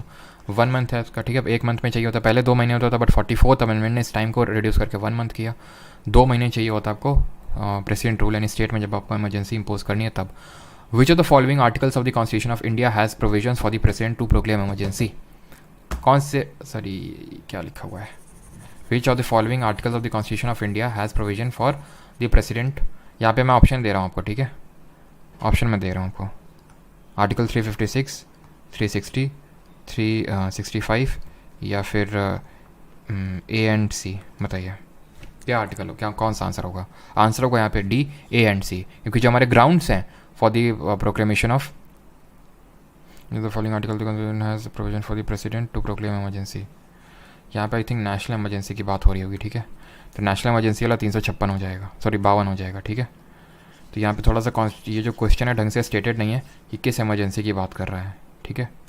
तो अगर ये नेशनल इमरजेंसी की बात करें तो 352 हो जाएगा, और अगर प्रेसिडेंट रूल की बात कर रहा है तो आपको 356 और 365 में ग्राउंड दिए गए। 356 में अगर स्टेट की कॉन्स्टिट्यूशनल मशीनरी जो है वो फंक्शन करना ढंग से फंक्शन ना करे, 365 में है कि अगर सेंटर के दिए गए डायरेक्शन को स्टेट फॉलो ना करे तो। फिर 6 नंबर क्वेश्चन है, national emergency as article 352 of Indian constitution may be proclaimed under which of the following circumstances. 352 वाली ये लगाई जा सकती है, वॉर, एक्सटर्नल एग्रेशन और इंटरनल डिस्टर्बेंस बिल्कुल नहीं, क्योंकि इंटरनल डिस्टर्बेंस पहले होता था, अभी आर्म्ड रेबेलियन हो चुका है, ठीक है, हट जाएगा ये, ठीक है। वॉर, एक्सटर्नल एग्रेशन, तो आंसर ऑप्शन नंबर बी होगा, क्योंकि फेलियर ऑफ कॉन्स्टिट्यूशनल मशीनरी तो ये आपका 356 आता है आर्टिकल प्रेसिडेंट रूल की। एक्सटर्नल एग्रेशन बिल्कुल ये वॉर इसमें नहीं लिखा हुआ है, वॉर, एक्सटर्नल एग्रेशन और आर्म्ड रेबेलियन होना चाहिए पूरा, बट क्योंकि इंटरनल डिस्टर्बेंस नहीं होता इसलिए मैंने ऑप्शन नंबर डी को चूज़ नहीं किया। 7th, which of the following constitutional amendments equipped president to impose national emergency on any particular part of India? यानी एक पर्टिकुलर पार्ट ऑफ इंडिया में राष्ट्रपति इमरजेंसी लगा सकता है। ये किस अमेंडमेंट ने बोला? 38, 40, 42 या फिर 62? ये बोला था 42 ने कि एक छोटे से पार्ट भी लगाई जा सकती है। अब इसको ऐसे याद करो या फिर रिकॉल करो, 42nd अमेंडमेंट किसके टाइम पे हुआ था? इंदिरा गांधी, 1976। नेशनल इमरजेंसी कब लगी थी? 1975। क्यों लगाई थी? क्योंकि कुछ पार्ट में ये नेशनल इमरजेंसी लगाना चाह रही थी, उस पर कंट्रोल करना चाह रही थी, ठीक है। और इसीलिए इन्होंने इस प्रोविज़न को ऐड करवा दिया 42nd अमेंडमेंट से इंदिरा गांधी ने कि किसी पूरे देश में लगाने की ज़रूरत नहीं है, एक पार्ट में भी इमरजेंसी को लगाया जा सकता है, ठीक है। थोड़ा सा आप लॉजिक लगाएंगे तो इसको कर सकते हैं, ठीक है, कि 42nd अमेंडमेंट ही होगा क्योंकि इंदिरा गांधी इस टाइम पे थी और इंदिरा गांधी ने 1975 की इमरजेंसी लगाई थी। और उसके बाद अगर ये भी नहीं होता है तो फिर 44th अमेंडमेंट, अगर आप इसको रिकॉल कर पा रहे हो तो 44th अमेंडमेंट ने काफ़ी सारे प्रोविजंस हमारे इमरजेंसी में चीज़ें ऐड करी थी। What does article number 360 of the constitution of India provide with? Bharat के संविधान का अनुच्छेद 360 क्या प्रदान करता है? ये प्रदान करता है हमें जिंदगी की रक्षा नहीं, ये हमें प्रदान करता है वित्तीय आपातकाल। Right to life and personal liberty, article number 21। Right to property, ये फंडामेंटल राइट ही नहीं है, अब एक लीगल राइट है, article 300A। Fundamental duties under article 51A। Sardar Swaran Singh committee 42nd amendment 10 add की गई, फिर 86th अमेंडमेंट से 11वीं वाली ऐड करी गई। 1959 में central government of India undertook the governance of Kerala under which article of the constitution? तो किसी भी स्टेट का गवर्नेंस सेंट्रल गवर्नमेंट किस आर्टिकल के तहत ले लेती है? उसी को हम बोलते हैं क्या? प्रेसिडेंट रूल, यानी कि ऑप्शन नंबर ए। अगला क्वेश्चन 360 तो आज तक कभी लगा ही नहीं है। Which part of the constitution, which one of the following article of the Indian constitution provides that it shall be the duty of the union to protect every state against external aggression and internal disturbance, जिसको भी मणिपुर में लगाया गया। 355 बोलता है, 355 ये duty देता है सेंटर को, और उसी का यूज़ करके 356 में आपका वो 356 में आपका क्या करता है? प्रेसिडेंट रूल लगा देता है आपका जो प्रेसिडेंट है। How many times financial emergency has been declare in India? वित्तीय आपातकाल कितनी बार लगाया गया? 1 बार, 5 बार, 4 बार या फिर कभी नहीं लगाया गया? तो नेशनल इमरजेंसी 3 बार लगी है, ये कभी नहीं लगा है। अब ये मत पूछिएगा सर प्रेसिडेंट रूल कितने बार लगा है, क्योंकि इतनी बार लगा है कि वो याद ही नहीं करना है आपको। 12वां, which of the following can not be suspended और restricted even during national emergency? किसको हम सस्पेंड या फिर रिस्ट्रिक्ट नहीं कर सकते हैं राष्ट्रीय आपातकाल के समय में भी? बताइए। बिल्कुल गुना श्री कृष्ण। आज का लेक्चर 10 बजे स्टार्ट हो गया था, वैसे तो डेली 11 बजे का होता है, बट आज 10 बजे स्टार्ट हो गया, ठीक है। तो right to reside and settle in any part of the country, ये कौन सा आर्टिकल है आपका? आर्टिकल नंबर 19 है, ठीक है। तो ये सस्पेंड नहीं हो सकता है, लेकिन कब? जब जो इमरजेंसी आर्म रेबेलियन केस में लगे तब। Right to life and personal liberty किसी केस में भी सस्पेंड नहीं हो सकता, option number B. Which Indian state came under president rule for maximum number of time? Punjab, Himachal, Kerala या फिर Karnataka? Maximum number of times. तो यहाँ पे अभी मैंने आपको बताया मैक्सिमम नंबर ऑफ टाइम्स कौन सा आया? मणिपुर आया। कितनी बार आया?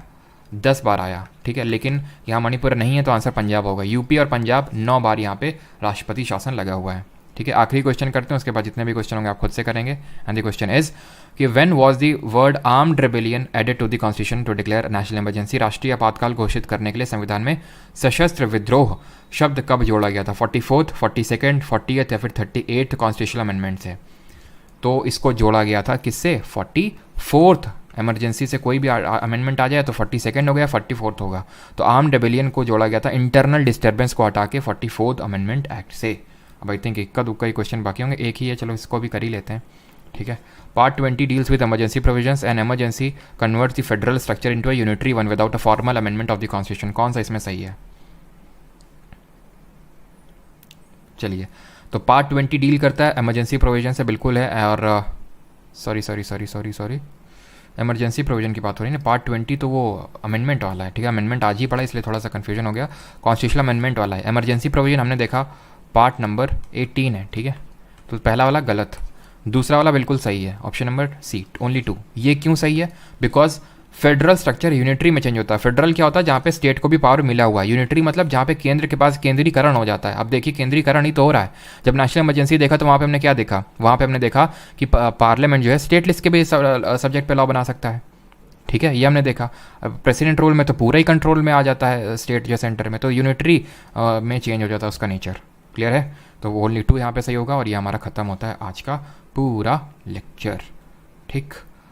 3 हमने जो टॉपिक थे इंपॉर्टेंट वाले, हमने इतने कम टाइम में इसलिए ख़त्म कर लिया। अब तीनों के लिए अलग अलग से मैं लेक्चर लेता उसका क्या ही फ़ायदा। आप क्वेश्चन आप लगा लो ना, कहीं से भी क्वेश्चन उठाओ, इसके बाहर आने ही नहीं वाला है। बस आपको रिवाइज़ करना है थोड़ा सा, ठीक है। थोड़ा सा आपको रिविज़न तो करना ही पड़ेगा। क्लियर है? चलिए, धन्यवाद सभी को। बाकी मिलते हैं शाम को 7 बजे विद जी के PYQ सीरीज़।